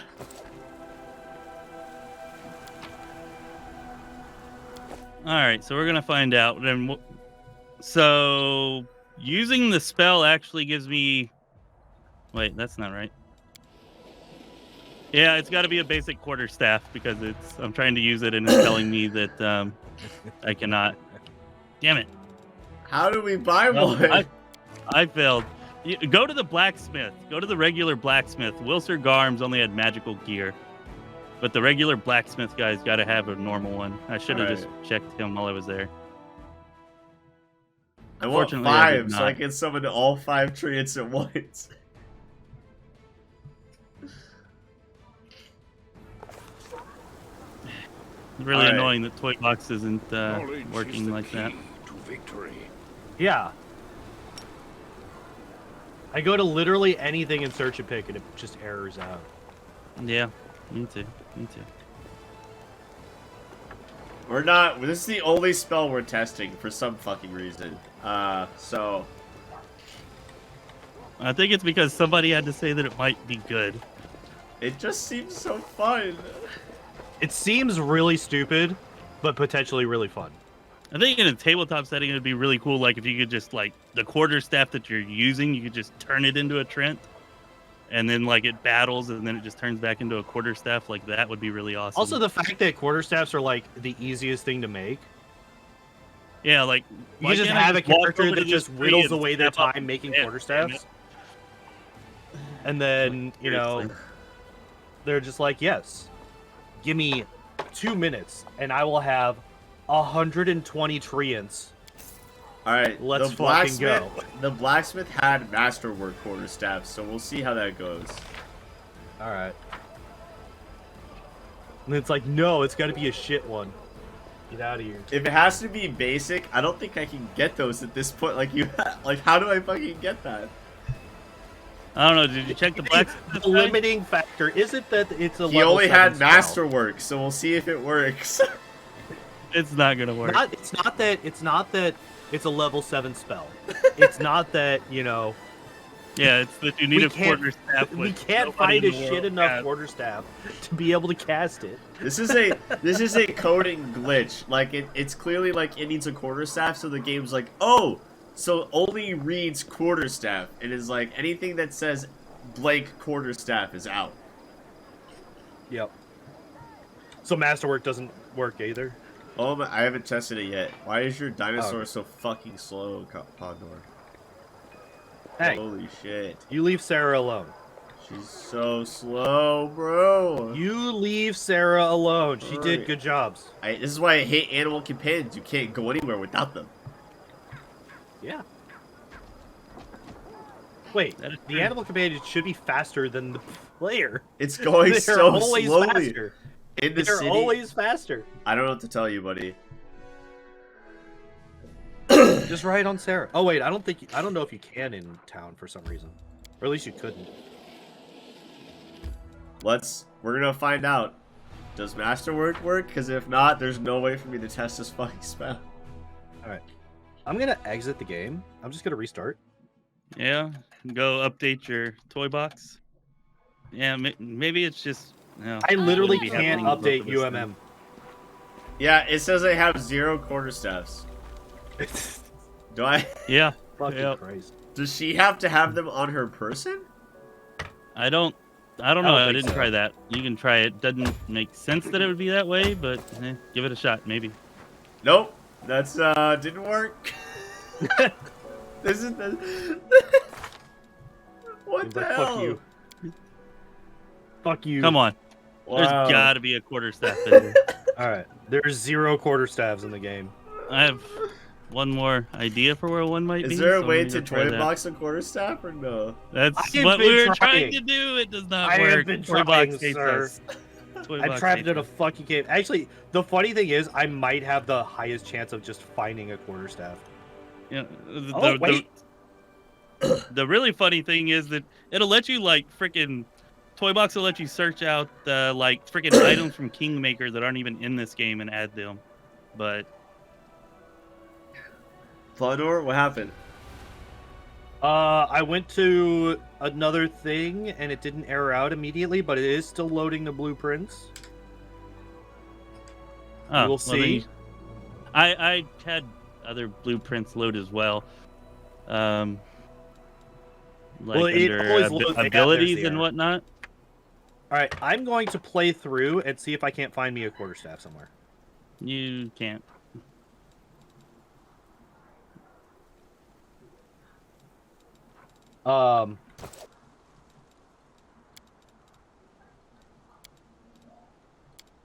That's not a quarterstaff. Well, damn. I thought maybe I might find one at Arsino. Oh, I did. I did. Arsino has one. Shit. I got a quarterstaff. Let's go. All I gotta do is take it to the chapel. Let's go. Dude had one. I was like, maybe I've sold one to him at some point since he's in your camp, I think, or God, just the maybe he has one since it's like a reagent for a spell. I also checked the Arcane Weaver. He doesn't have them. It's like spell reagent. Maybe they'll have it. So fucking funny. There's also not a quarterstaff.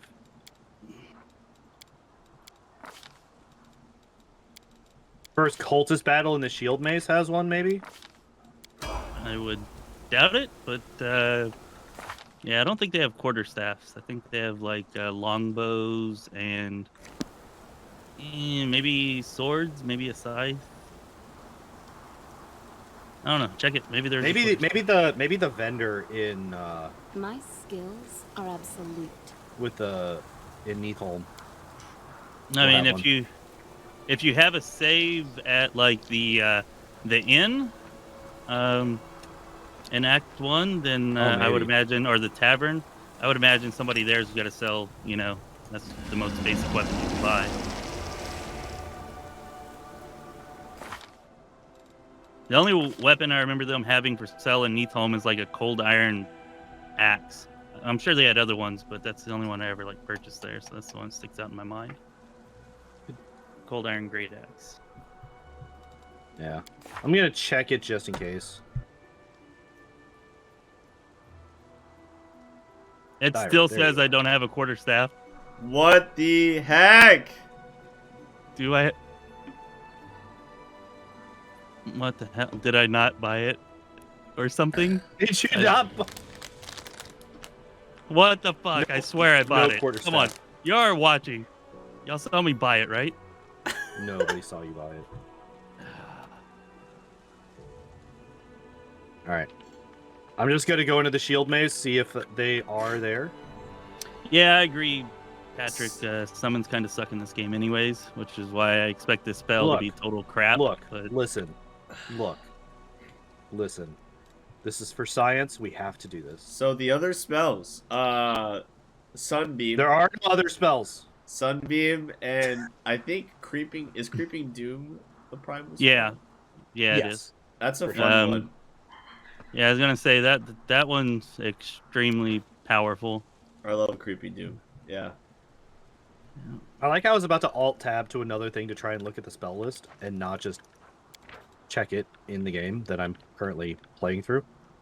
But yeah, most enemies have as tough of a time with, or even a tougher time with swarms than players do. Yeah. So unless like they have some natural spell or attack that they use that can hurt swarms, like the creeping doom swarms, which I think you get like 4 of them, or maybe it's like 1d4 or something.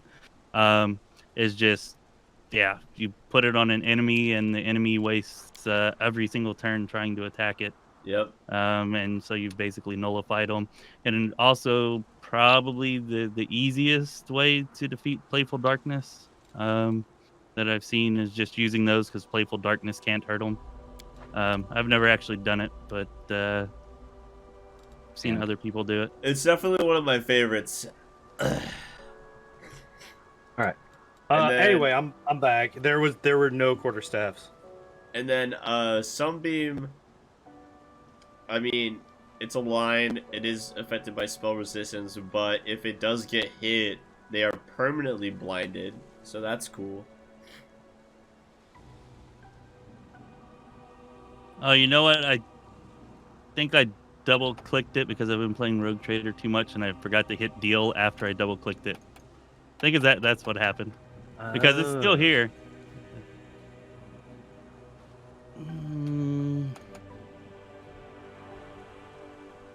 Ragnar says, I know there's a quarterstaff in a side room in the shield maze.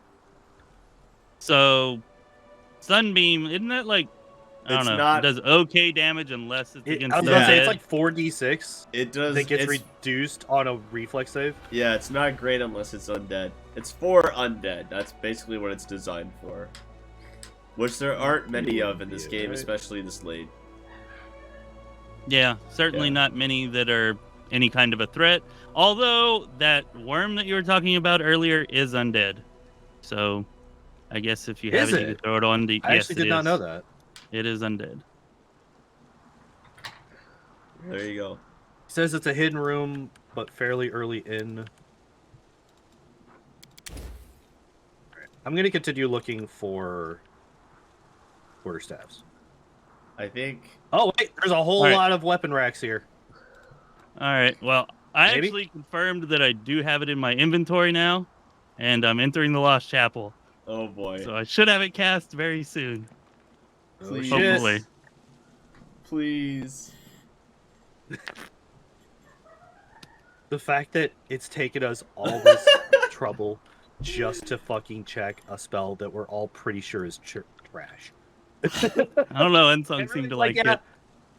Us at the beginning of this, change stuff is so fun. 30 minutes later, where's the quarterstaff? I can't find a quarterstaff.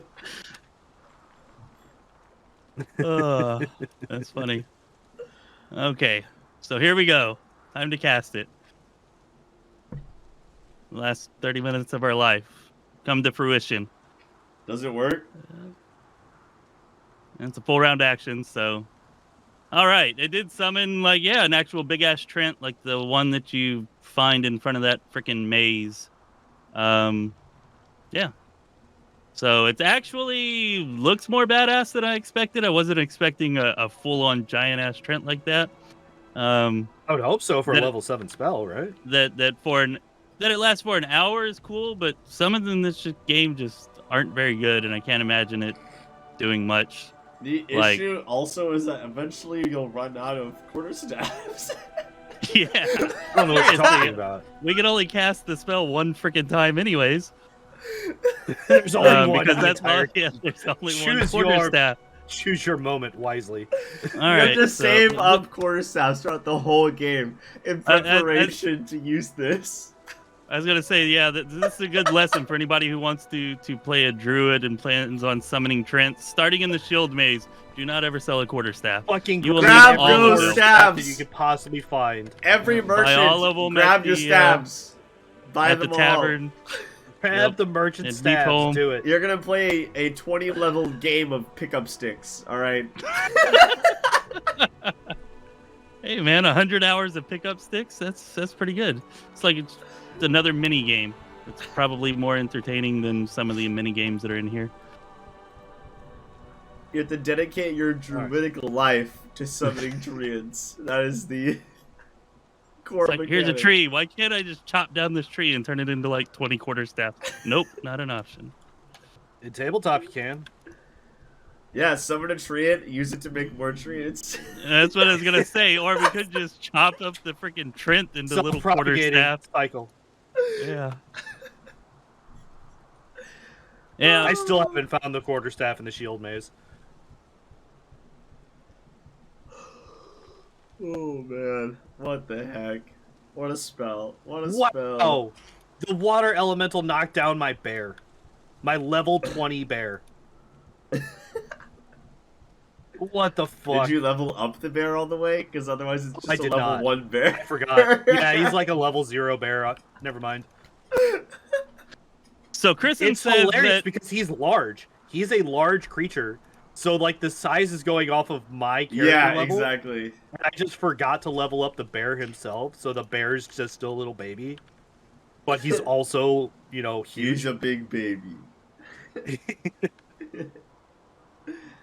So Kristen says that there actually is a vendor in the game that sells quarterstaffs. He has a stack of 99 of them. But I have no idea where that vendor is, and Kristen's not making us privy to that information. Maybe he's planning to sell it on eBay or something. But help! I need to know. Says maybe in Nocticulus City with a question mark, so maybe there, maybe not. I have missed a bit of loot. Level 8 apparently. Spells. All right, yeah, I guess it's time to get back to the spells. Sorry for the. Is there anything on here besides animal shapes that is a primal spell? Besides the summoning ones, no. Okay. Yeah, everything. Just animal shapes. Else. Yeah. So animal shapes. Yeah. You guys everybody all, into a big ass bear. You guys all become bears. Everybody becomes bird. Everyone becomes a bear. Fuck it. You're a sorcerer? Nah, you're a bird. We're all bears. I think it's pretty garbage, personally. Yeah, I'd have to say. Yeah. Never had any desire to use that or anything similar to that. You telling me you don't all want to be bears? No, not really. Listen. Tell me what. I got you, Pondoor. Ready? Hammer the Gap party build, all bears. Oh god. There you go. And then if Oh, natural God. rhythm stacks with No, it, you only have 3 attacks. You only have 3 attacks. That's only 3 damage. You've got natural rhythm, hammer the gap, party of bears, and you just all need to take outflank, and you're good to go. Oh God. isn't there another one later on that lets you turn everybody like into a dragon or something? Like I don't think a so. later Not version of everyone it? into Yeah, a maybe dragon. not. No. Maybe not. I mean, we only got one level That would left. I would do that if I could turn the whole party into dragons. Yes, absolutely would do that. I remember the days when they still had dragon form scrolls in Canabras. They're like 1,000 gold. You could buy one for each of the party members. Just have a party of dragons running through the city, just tearing apart every demon they come across. All right. Oh crap. Good times, good times. And then the developers were like, "Oh shit, we made a mistake." level 9. Level 9. You get clashing rocks.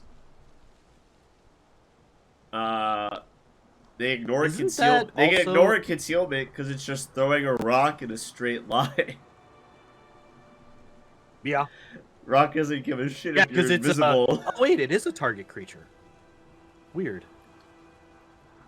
I thought it was just you pick a spot. I thought it was like a line with 2 circles at the end for like an AoE thing, but maybe I'm wrong. Yeah. Well, no, because they do damage to everybody Yeah. in the line there. Yeah, I thought so.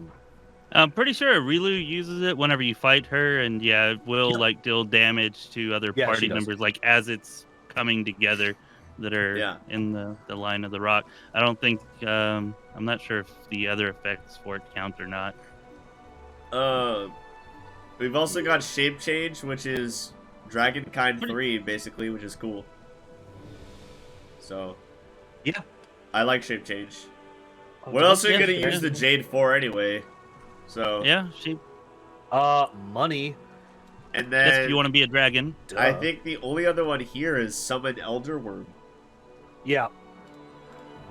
which admittedly Which looks badass when you do it. Not a great spell, but it looks cool.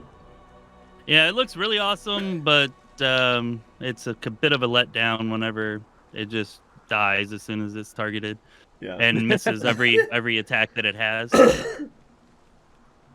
But it does look really cool for sure.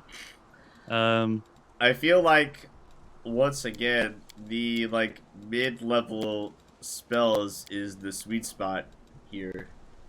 That's pretty Yeah. niche. So Yeah, the later spells aside from creeping, well, there are actually a lot of good later spells here, but none that are druid specific aside from like creeping. yeah, Doom. yeah. I just summoned the Elder Worm. I actually was not impressed by the summoning animation. It was just like a swirl of leaves, and then it was just there. A worm. Yeah, but it looks really cool It's after. a giant worm. I mean, I thought it did. yeah, the design of the creature itself is cool. I thought you were talking specifically about the summoning animation, like as it No, came in. no, yeah. Okay. I know it's I not a gotcha, so druid much. only spell, but I love Elemental Swarm so much. I It's so much fodder, and you only have to do it once, and it just keeps putting shit out. Yeah, It's great. definitely nice if you need some fodder, for sure. Oh, I actually didn't realize.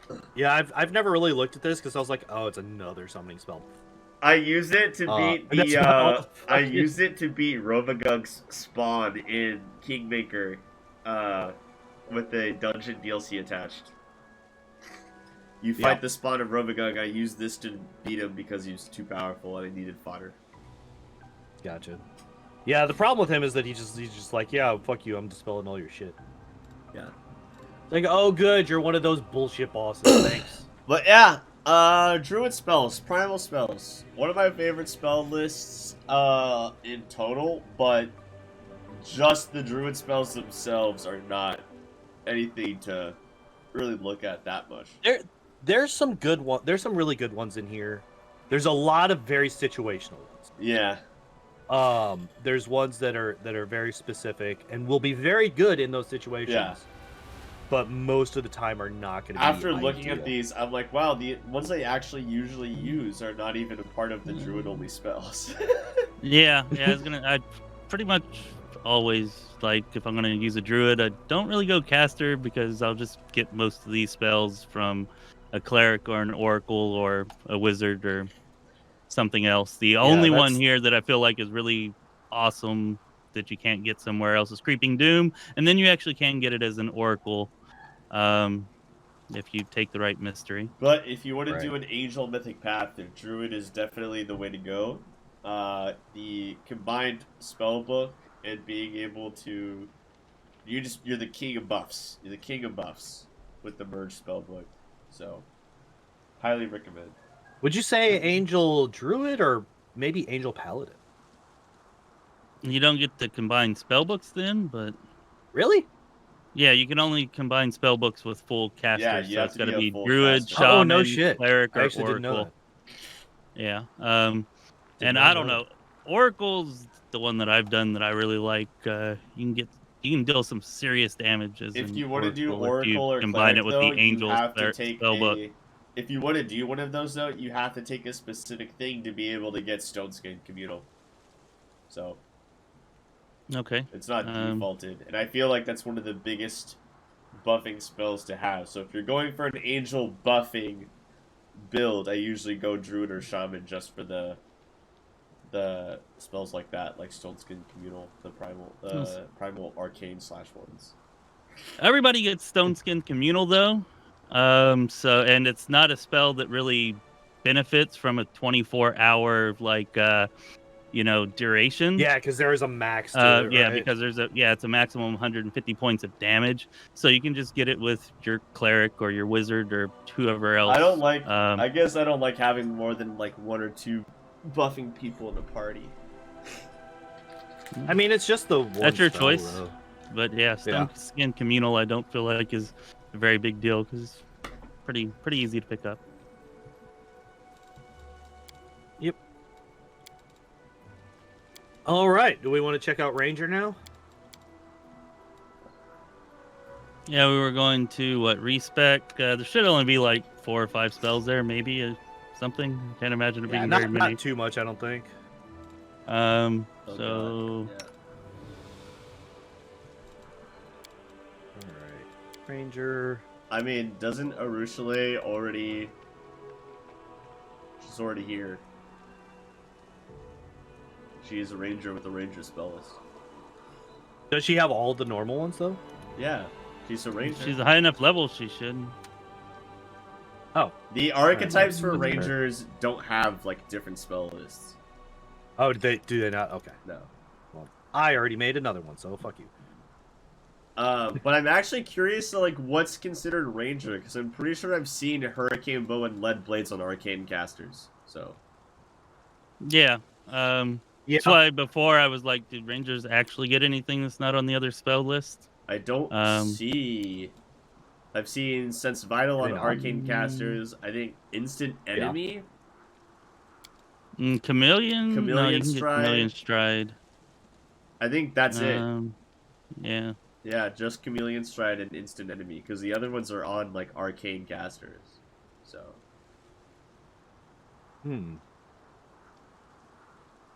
Okay, so I guess we can cover those real quick, just in the interest of completing all the and then I guess spells. after that we just look at the metamagics. Yeah, I'm good with that if that's what y'all want to do. All right. We got about 45 minutes before I got to go, so that should be enough time. Okay. Oh.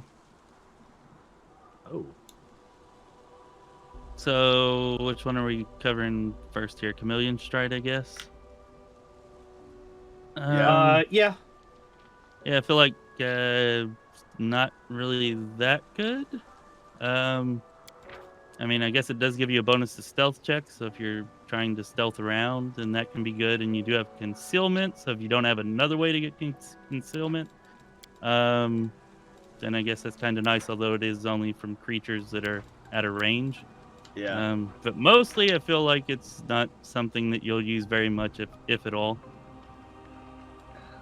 Right. I mean, Yeah, if you do... it's like probably of all the situational spells, it's probably the most. Oh, apparently lead. What? I You think we cut lost off- you there, blades? Pondoor. I just looked it up on the SRD. It is Ranger 1 and Metal Mystery. Those are the only two. They get it. Mage just gets lead blades, bro.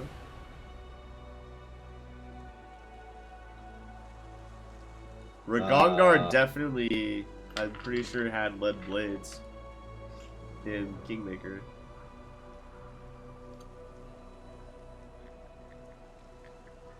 I could have It's a level 1 spell, right? sworn. Yeah.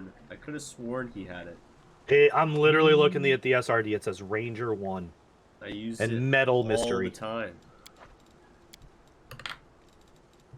Maybe they changed it for the Paizo games, but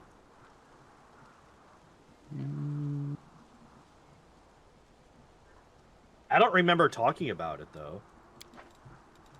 Regardless, if you're using melee weapons, Lead Blades is very, very good. If you're using ranged weapons, Hurricane Bow is very, very good. Necessities. There you There's go. no reason not There to we use go. them. These are really good spells. There's Use no them. reason not to use them. Agreed. Yeah. Yeah, that's pretty much all there is to say about it. It's like, would you like to do more damage? If yes, use spell. If no, what the fuck? I will say that Chameleon Stride, if you're a ranged character, it's blur. It's a Yeah, that's why I 20%, said, like, Yeah. if you don't have access to concealment from some other source like blur, then it could be good And when as you long as they're use- 5 or more feet away. When you use fair. Greater Chameleon Stride, you can infect the whole party for your all of your backline characters, and that's better than using 3 blur spell slots. But don't they have to stay within 10 feet of you or some crap like that, I thought? For greater, yes. Yes. For greater, so they have to that stay kinda, within 10 that kind feet, of sucks. otherwise they get all fucking. They just lose the benefit. I mean, my backline always stays together, but Yeah, I would just rather have an actual blur that I know is not going to go away if, something If your position happens slightly to, off. True. if the positioning's messed up or there's some effect that, I don't know, a Rift of Ruin or something or whatever. Or you accidentally start the fight and your positioning is off, and I actually had one of my my archers go down in my more recent Isles playthrough. I had Death's Door, so they were able to get back up after the party, but for whatever reason, they decided to be in front of my melee when I was starting a fight, and I didn't realize it. Despite the fact that they had enough time to get into position and reform the formation. And, they just died. They just evaporated instantly. they Yeah, just died. Or if just whenever you're running from one area to the next, if they all string out in a long line like they sometimes like to do, then you're going to lose the effect on somebody or something. It's easier to just put a blur and not have to worry about it. I'm not saying that there's no use here, but it's really minimal, and I feel like most likely you won't use it. Or I wouldn't. Yeah, I would not. I have used Instant Enemy, though. Yes, instant enemy can be very good for sure. Yeah. Very, very good against bosses. It's a good one. Yeah. And then there's not really anything for level 4, is there? Nope. No, I don't think so.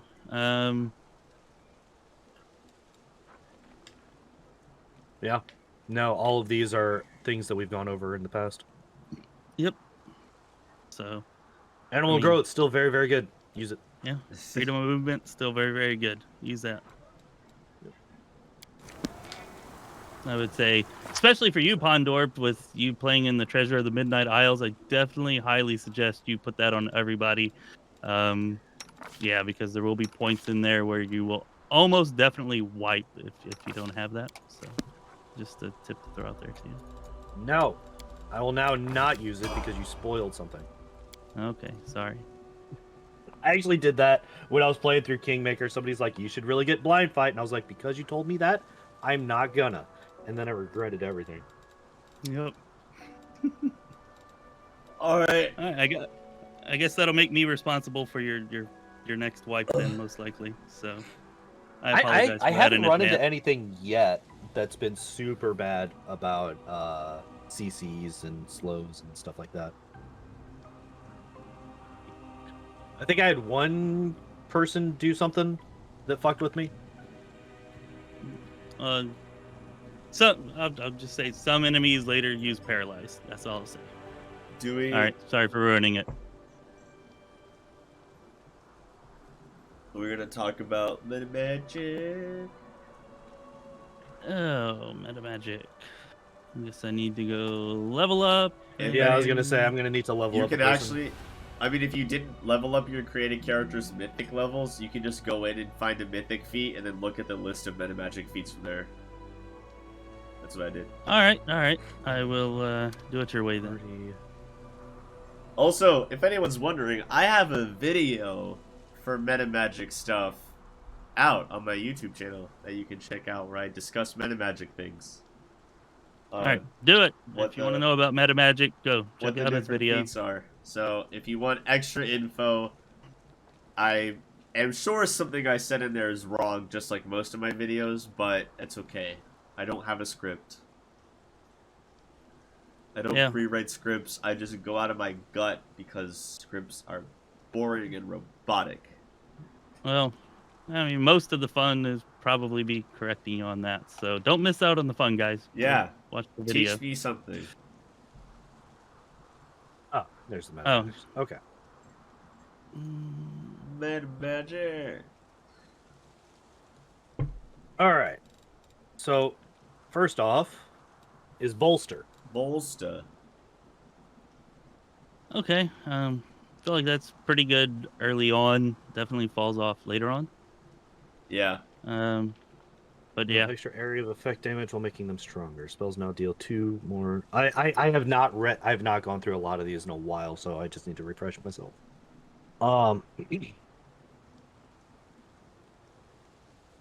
I mean, why do you guys say it falls off later on?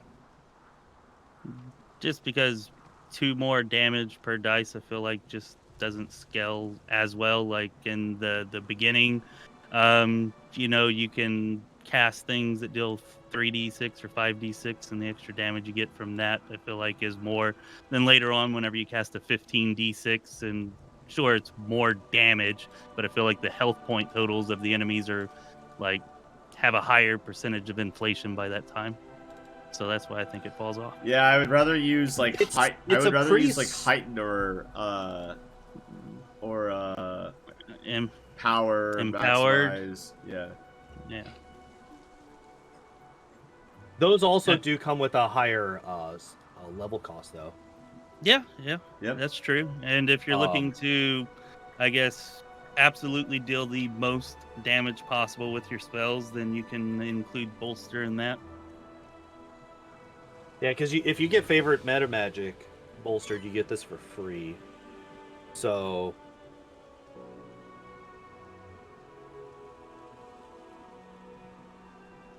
yeah, Nurox is saying using these to fill up spell slots that the spells that are actually in those slots aren't that great as well is another thing to keep in mind.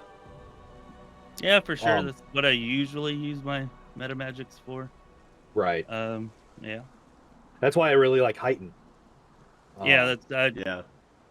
definitely one of my like- most commonly used, and for that reason. Yeah. But like this is so like if you're using a D6 based spell, so say you're using Fireball, and you're using a max level Fireball, so 10d6. That is an extra 20 damage on top of what you're already doing per person hit, right? Yeah. Now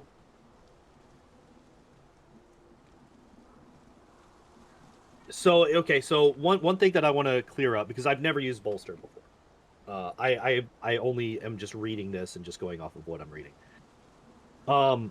when it says spell targets, does that mean that you actually have to like hit it with like a ray spell, like magic missile or scorching ray or something like that to get the AoE effect? Or if you hit somebody like a group with a fireball, does everybody hit in that group also do AoE damage to everybody around because of the bolster effect? It's the spell's target. So, like, if you target it on the ground, then I think they would just take the extra damage from the AoE. But you have to. There's like, not like actually... mini explosions in there. No. Okay, that's kind of what I thought, but I wanted to clarify. Yeah. Okay. Also, spell can no longer apply precision damage, so if you're going for like Arcane Trickster or something like that, this will not work. Yep. With the extra sneak attack damage that you get from that. Or if you're using something like Sense Vitals, this will not work with that. So that's something to keep in mind. But this is, it's a good percentage of damage, regardless of what level you're at. Because, like, it's adding a minimum of an extra 1/3 of damage. Like, it's increasing your damage by minimum 33% if you're using a D6 based, or a minimum of 25% if you're using a D8 based spell, like Chain Lightning. And that's if everything rolls the max, right? So if you're casting a level 10 fireball, you roll all sixes, you're also getting that extra 33% of damage because of the +2 per dice roll. Whereas if you roll all ones, you're literally tripling your damage just by having bolster. So while I do somewhat agree that it doesn't scale, like, I don't know. I think it scales pretty decently. I feel like that's... Maybe I should have said it doesn't like... scale as well as Empower and Maximize. Maybe I should have said that.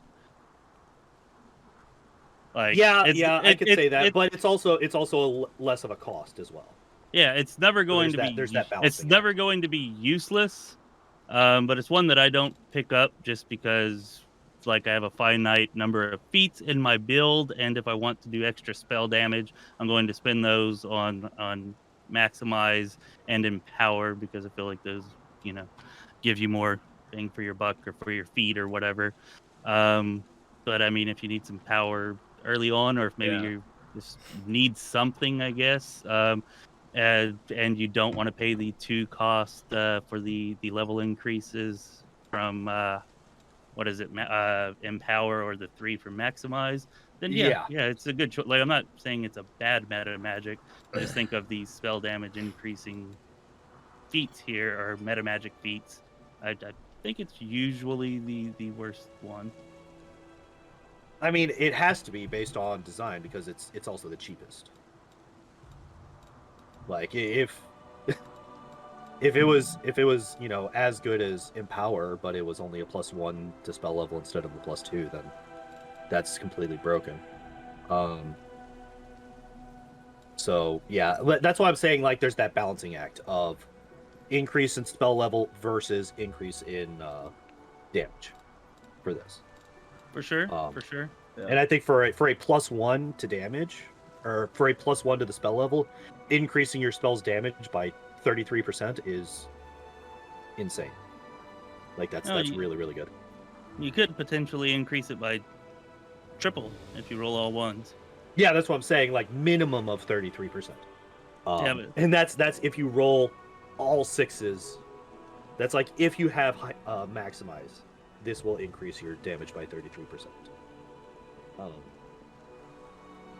right, so good, solid choice if you want increased spell damage. Yep.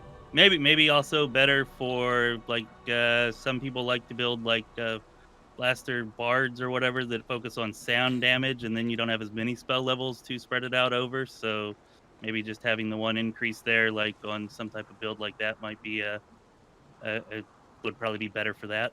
So yeah. Yeah, Rocknear. Yeah, I mentioned it very, very quickly earlier, but yeah, we can also just get that for free if we use favored Metamagic. on top of Empower / Maximus. So Very true. Very Yeah. true. All right, then Empower. I was about to say, speaking of, next one down is Empower. Empower. Just increases it by 50%. Good. There you go. Very, very simple. Yeah. So- It does also work on all variable effects. So, like, if there's something besides damage that you roll a dice for, like, you can also increase that. I guess worth pointing that out. No, it's mostly used with damage, but Right. So what that means is, like, if you're using mirror image, it will increase the number of images that you get by 50%. If you're using a summoning spell, the number of minions you get is increased by 50%. It's not specifically damage, but the vast majority of the time it is going to be yeah, damage, right? that's Yeah, mainly what it's used on. Yeah. But But yeah, it does have that bit of extra utility. There's just not too many spells that have non-damage variables. There's some that are like the duration can be like 1d4 rounds or something like that, so that will be increased as well. So yeah. all right. So yeah, yep. All right. Empower, definitely a good choice, especially for your damage dealing casters. I think. Yeah. Yep. All right. Extend spell. Anybody? I mean, if I didn't have a mythic paths to have other ways to extend my spell's duration, then sure. I mean, it's only one level, so There was there's a way to use extend spell to get rounds per level spells to hit the Yeah, isn't I it? was about to point that out. If you have a combined spell book, with either the Lich or the Angel, then you can, with extend spell, you can get your rounds per level spells to last 24 hours. So I'd say that that's really probably like the best use case for it. I wouldn't really use it outside of that. But yeah, if I was playing like an Angel or a Lich, especially the buffing Angel that you were talking about earlier, I would definitely pick it up, because then all of your Right. buff spells, no matter what, going to be 24 Yeah. hours. 24-hour haste, baby. Yep. 24-hour sense vitals. Oof. Yeah. So, So- this, it's not great, except for in very situational bits. But in that situation, it's insanely strong.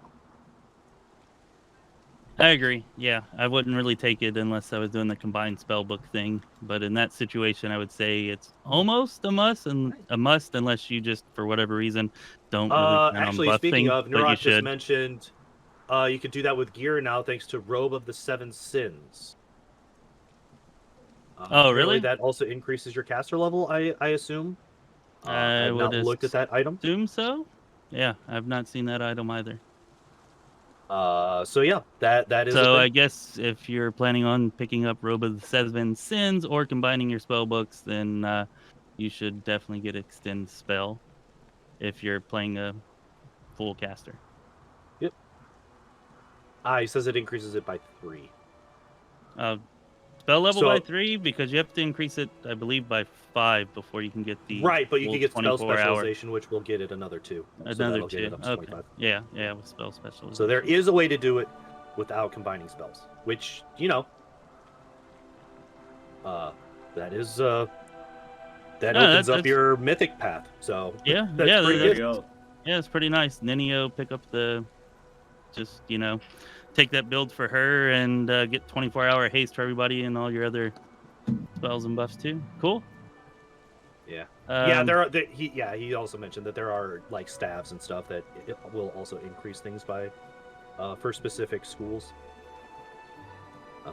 I think there's one that you can get in Dresden that increases your evocation by 2, I think. I believe I used to pick it up for Ember, if I'm not mistaken. But yeah. Cool. All right. So Heighten Spell, probably my favorite of all the metamagics personally. I really like Heighten Spell a lot, just because I like building DC casters, and this is the only Yep. meta magic that will actually increase your DCs. So if really you're good. building a DC-based caster, then highly recommend Heighten Spell. It can also be good for just filling in spells slots at certain levels where maybe you don't have other useful things. But I think its Yeah, best use I case is used definitely this for DC casting. back in one of the older Kingmaker speedrun routes. I used Heightened Spell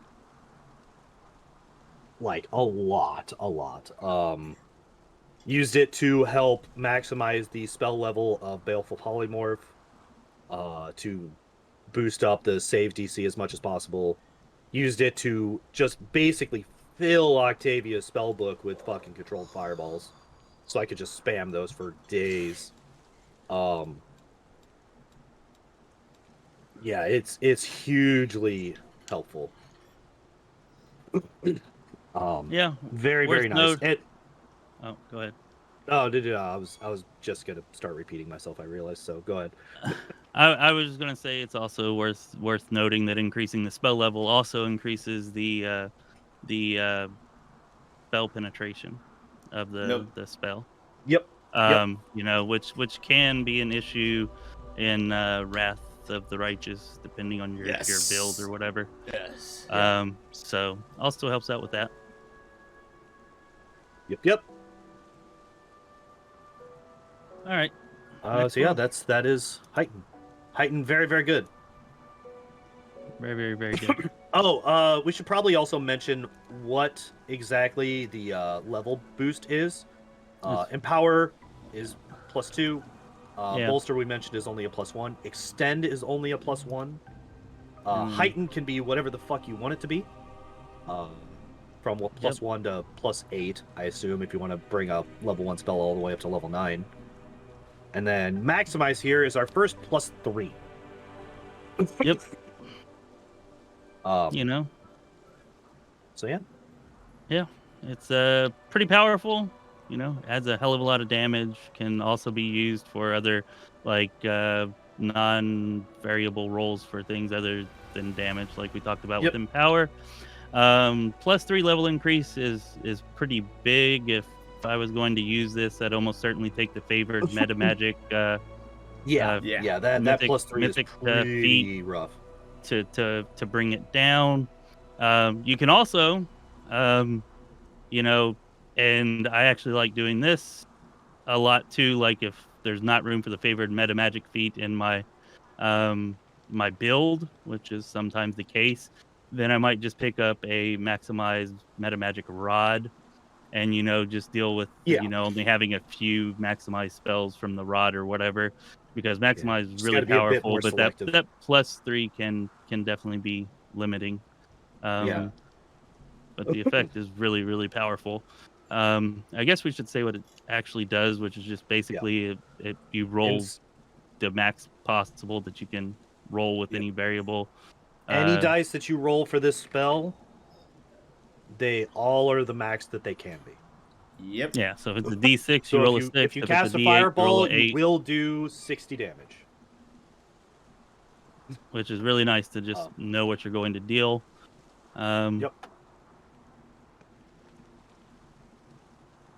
Yeah. Also combos very well with Empower, because then suddenly your 60 damage is doing 90 damage fireballs. Really good. Granted, there's basically no there's no realistic way to get that unless you want to start spamming your level 8 spells with fireballs, which I feel like there's better ways to use your level 8 spells. And then, if you want to go absolutely insane, you could also put Bolster on there to increase it by another 20, so 110 damage per person fireballs. Yeah, that's... so you can just obliterate your own party as you cast these non-selective fireballs. Yeah, make them controlled fireballs. Although that, I was about to say, that you would have to take another level Metamagic higher to do that one. Also really strong, and I guess Extend is also really strong in this. If like you're playing an Arcane Trickster, because you can fire your rays off at max damage and get sneak attack damage and everything combined in. Oh know, yeah, that- yeah. that- So yeah, that's also counting sneak attack dice. So if you're an arcane trickster or yeah. Yeah, that I actually have a build on the channel where we do that, and we're able to hit even on unfair like over 3,000 damage around, which I know is not nearly as absurd as some damage builds out there, but still pretty damn absurd even on It's unfair. always fun. You're getting like to those one turning insane Daylors. damage levels. Yeah, so can be really extremely powerful when combined with raise spells and sneak attack damage of Arcane Trickster. But yeah, All right, you want to do the next anything one? else to say about maximize? Nope, maximize is great. It should be for a +3. Yeah, seriously. Oh, persistent. Arguably the one that I like. I mean, have touched the least, but I feel like I forget that this one exists. For DC casters, I mean, having to make the saving throw again is kind of nice because it's just like you're just rolling with disadvantage on any of your DC spells, which is really, really cool. Yeah. And if you have the mythic ability thing, the level increase isn't really too much to deal with, so it's just it's pretty decent. Like starting at level 2, only a 2-level increase isn't too bad for making all of your DC spells disadvantage, like for everyone to deal with. So Yeah. I don't Nurok mind it. and Vroknir both suggested different spells for this. Nurok says it's a game changer for Phantasmal Killer builds, while Vroknir Ooh, yeah. mentions Sirocco. Yeah, like I said, I was not saying before that I think that this is a bad one. I said that I forget about this one. Yeah. This is one that I forget exists. I mean, when you got all of the other ones that like talk about damage and shit, like damage is like the core focus, right? For most people. So Yeah. when you've got this, it's just like, oh right, this exists too. We don't have to just focus on damage, but it is forgettable Right. in that way. I completely agree. But I think for DC casters, someone like Nenios would highly benefit from persistent spell. Like Phantasmal Killer is one of the first ones I thought of as well. So Yeah, You persistent trying to is- force somebody to take disadvantage on a spell roll or on any roll is very, very strong. It's why I actually really liked Harem in my original playthrough of Kingmaker, is because of his chaotic touch. yeah, I love Touch of Chaos a lot. Yeah, Touch of Chaos is super Really, good, really for good. that reason. Yeah, For that reason. absolutely. Yeah, I was just gonna say it's my second favorite metamagic after Titan, just because it is so good for DC caster builds, and it's incredibly powerful with Phantasmal Killer, pretty much any DC spell. But I've got an illusion build up that pretty much you can one shot, like after you get Phantasmal Killer and you have this, by like Act 3, you can one shot pretty much any enemy in the game, or almost any enemy in the game, with persistent and heightened spells on Phantasmal Killer. And then by the time you get to the end, it really is absolutely any enemy. Yeah. Except for the ones that are completely immune, of course, which is like, there's only a few, like Galu and whatever. But really, really good. Yeah. Vroknir Definitely one of just my favorite. mentioned you can't get favored metamagic for persistent. Really? Yeah, I chose it and I was leveling up through the mythics. And there is no favored metamagic for it. Yeah, well, that is definitely a good thing to point out. And I think that might be because with that, and then the tricksters, completely normal meta magic. Like if you combined those, then you'd be able to get like a persistent weird, and that would just be way too good, because weird even without persistent is just like a kill everything spell if you have a high DC caster. And then it would like really be a kill everything no matter what spell with that. That would be my thought on why they did that. Yeah, there's definitely ways to make that very, very dangerous. That's why it's so good. But yeah, I just wanted to point that out, that yeah, we cannot get a No, that's good to favorite point out, Metamagic. for sure. All right, Quicken spell. I can This see a lot of Metamagic- ways to use it, but a 4 levels increase is rough, buddy. Yeah. So I have a tabletop story that this particular feat came in great use for me. It is how I beat a level 17 character with a level 7. All right. Well, are you going to regale us one-on-one with this combat. tale, or? Nope, All right. because it's a well, long one. All right. Well, there you go. if If there's you want to a know lot- about that, there's a go lot to of- Pondoor's next stream and ask him about it. Yeah, I got no problem telling the story. It's just there's a lot of build up to Yeah. it, and I don't want to get into all of No it right sweat. now. But yeah, All right. Understood. Um, Understood. For me, I think Quicken is the coolest and most awesome metamagic effect, but a +4 level increase is just too much. Grab your Quicken metamagic wands and quicken your spells that way, because a +4 increase is just too damn much. But Agreed. the effect is amazing, Now, absolutely amazing. So the just one use a thing that rod. I'm not a huge fan of for Quicken spells is, at least in Kingmaker, because I just haven't done it since I tried it in Kingmaker, and I kept getting this result. If I were to just leave my characters on their automatic, like their auto cast or whatever, they would cast the Quicken version of the spell, and then they would just run into melee and punch people. Oh, really? So I was like, fuck it, I'm never using swift action spells again, and I just never used Quicken since then. Because I didn't want to have to sit there and fucking micromanage them that There you go. hard. Good point. Yeah, some extra if micromanagement you- required. If you're playing a summoning build, grab Quicken Metamagic rods, because you will quicken Yeah, spell those To hell with that full fucking round summons. spell cast nonsense. Imagine being able to just use a summoning spell twice in a single round. Well, the Quicken metamagical rods are just so good, because even if you're doing your maximized, extend, bolstered, what the hell ever spell that's just an absurd amount of damage, you can turn around with a Quicken metamagic rod and cast it again. So you just doubled the amount of damage. Like Yeah. it really is the coolest effect, but the level increases too much. So And grab the rods. to point this out, this is the only one that if used by a spontaneous caster, you will not have a full round action for your spell.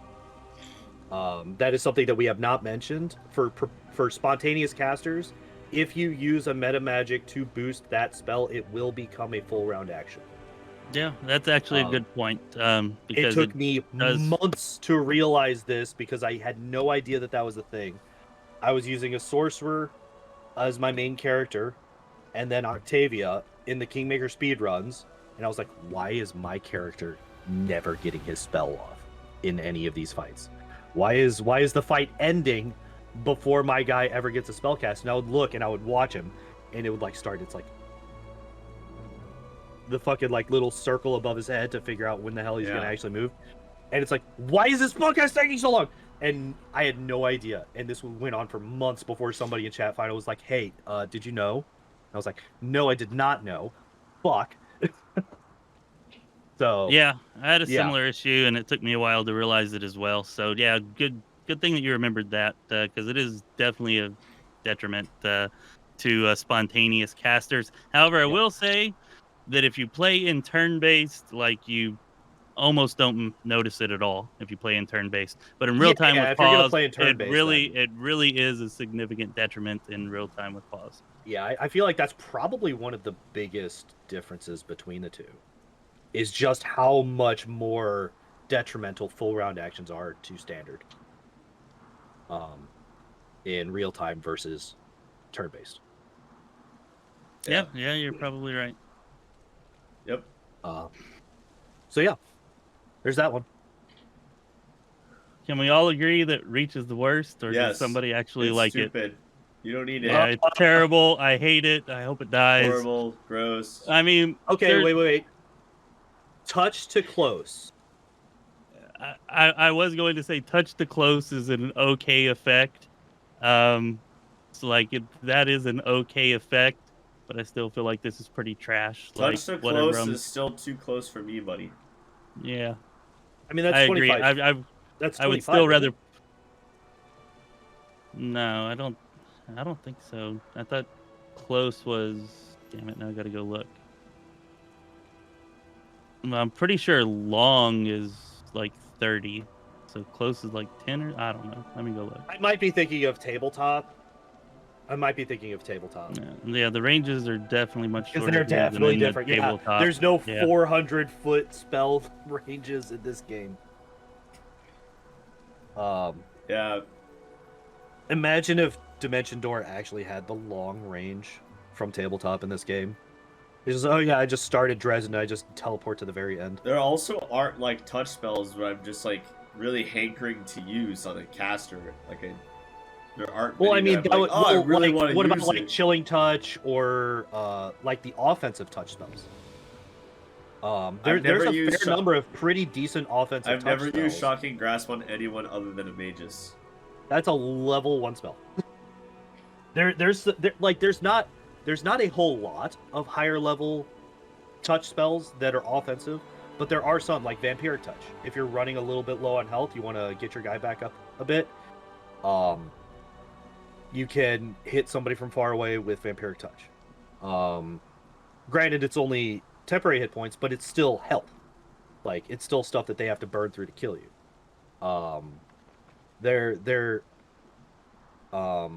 For healing, obviously that's not as big a deal in Wrath, and we are talking primarily about Wrath, but if you're playing Kingmaker or something like that, there is no way to extend the range of your heals past touch except for reach spells. So if, for whatever reason, you need to heal your frontliner a large chunk of damage that Channel Positive Energy just isn't going to do, and you want to hit him with like a heal critical or something like that, then a reach heal could be useful. It's incredibly situational. Far more than I think any of the others, except for potentially Extend. But there are places where I think that it can be. I mean, yeah, your examples make sense. At the same time, I've never ever, besides an alchemist for self-healing, given an arcane caster healing spells. In my life, I'd rather be very unreasonable and just say that this is trash, even though Pondoor did make some good points. leave healing for the heal bots. What's the one inspirational recovery where you have to get there and heal them within a round or they die? Breath of life. Breath of Life. I think there's two. There's two that are two different spells levels. But like, I'm pretty sure at least one of those is not touch. So I don't know. one of those is from a I rage. know that one of them is. And that's the one that I always try to use, and then the person's dead by the time I get up there.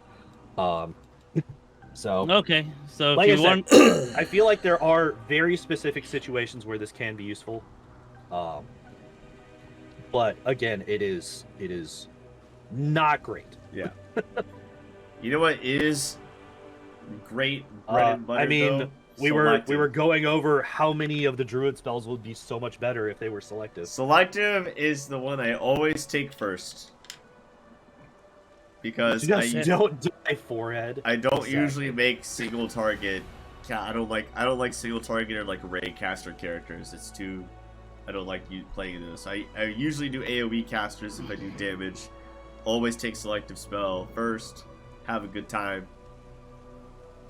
I'd say it's my third favorite metamagic, and it might actually be the most useful, like in a little more general sense. If you put selective spell on Grease in Act 1, like by the time you hit level 3, every single battle after that's trivialized. Like you can just selective Grease pretty much every single battle. Yep. In Act 3 or not Act 3, Act 1. And I still remember like choosing Valerie's super one-on-one with Grease incredibly back in Kingmaker. easy. Even like the even whenever you fight Monago, because I don't know if you know this or not, but whenever you fight Monago, like the mythic power boost that you get for that fight, actually, even though it doesn't make your damage absurd, it makes your spell DCs absurd. Like the DCs of your spells become like 70 plus. Like if you actually check your combat log. I So you did can- notice that. Yeah, I was like, So- what the fuck? Why so are these it- so high? Any type of crowd control you use in that, like unless they're immune to it, which unfortunately there's Varoks there which are immune to grease, but it's going to work. It's basically Yeah. so being able to Yeah. selectively, yeah. Anyways, it's really That's why you powerful. just use and hideous laughter. it actually stays surprisingly powerful even like into like acts 3 and 4, even if you aren't going for like a super DC based caster. You can just throw it out there as a level 2 spell and still a good amount of time, like it'll affect the enemies for at least a round or two. So yeah, selective is really good. Yep. Imagine selective persistent grease. Yeah, Um, selective. and then there's on a high things DC like caster. selective cloud kill. Like cloud kill, Kingmaker, less of maybe. an issue in again, less of a thing in Wrath than in Kingmaker because of the fort saves that things have in this game. I mean, who needs But- selective cloud kill when you've got delay poison communal? Is that considered a poison effect? Yes. Which one am I Yeah, thinking of yeah, that's it not is. a Yeah. poison? It is. Oh, I'm thinking of Mind Fog. Mind Fog is the one that we were talking about last Yeah, time. yeah, you that gotta was have not life a poison bubble. effect. Life Yeah. bubble. There is Yeah, but no light life bubbles- bubble mass though, Single. target. or Isn't it? communal. Yeah, it is. We talked about So, that yeah. last time. All right. So yeah, selective spell, very very useful, very very. Yep. Yeah, you should probably have it on It's good. It's good. most any crowd control caster you're using or making. All right, so I guess that's about it. I mean, we could also. Oh, I'll just mention real quick since we don't have any way of pulling it up. There is also the completely normal Metamagic, which you can only get as a trickster, which actually decreases the spell level of the spell. And if you do get that with a trickster, it's like that is extremely powerful because then you can just like double the number of weirds that you have or any level 9 spell because you can just put that on it and you can fill your level 8 spell slots with it as well. And obviously just reducing any spell by its level or whatever allows you to have more of them. So that one's really good as well. Like if you're playing a trickster, I highly recommend it unless you have like no offensive spellcasters in your party at all. Right. Yeah, completely normal spell is kind of insane. Yeah. Like so many of the tricksters for good reason. Like feats. it's a mythic thing. They're supposed to be insane. But it's kind of crazy. Yeah, the trickster gets a lot of those that are just freaking nuts. But anyways. All right, so I think that about wraps things up, right, guys? Yep. Yeah, Yep. good. Thank you All right. to everyone for coming. I'm UnsungNPC. I'm streaming Baldur's Gate 2 Throne of Ball DLC. I'm streaming Wildermyth in the mornings. We do this streamer show here. And, Nope. hey, guys, it's 9 o'clock. the end of next month, we should be able to be starting our Pathfinder 2nd Edition campaign, which I am DMing. So Nice. that's gonna be fun. You should come. Oh, see. damn, we got to wait till the end of the month? I mean, Damn. we're doing the practice in the beginning of the month, and then the music's gonna be ready by the 2nd or 3rd week of February. So So after that. Okay. All right, sorry. Yeah, no, I mean, that's fine. I'm excited It's to play. fine. What I can you mean, it say? just sucks, but it's fine. it Yeah. sucks, but it's fun.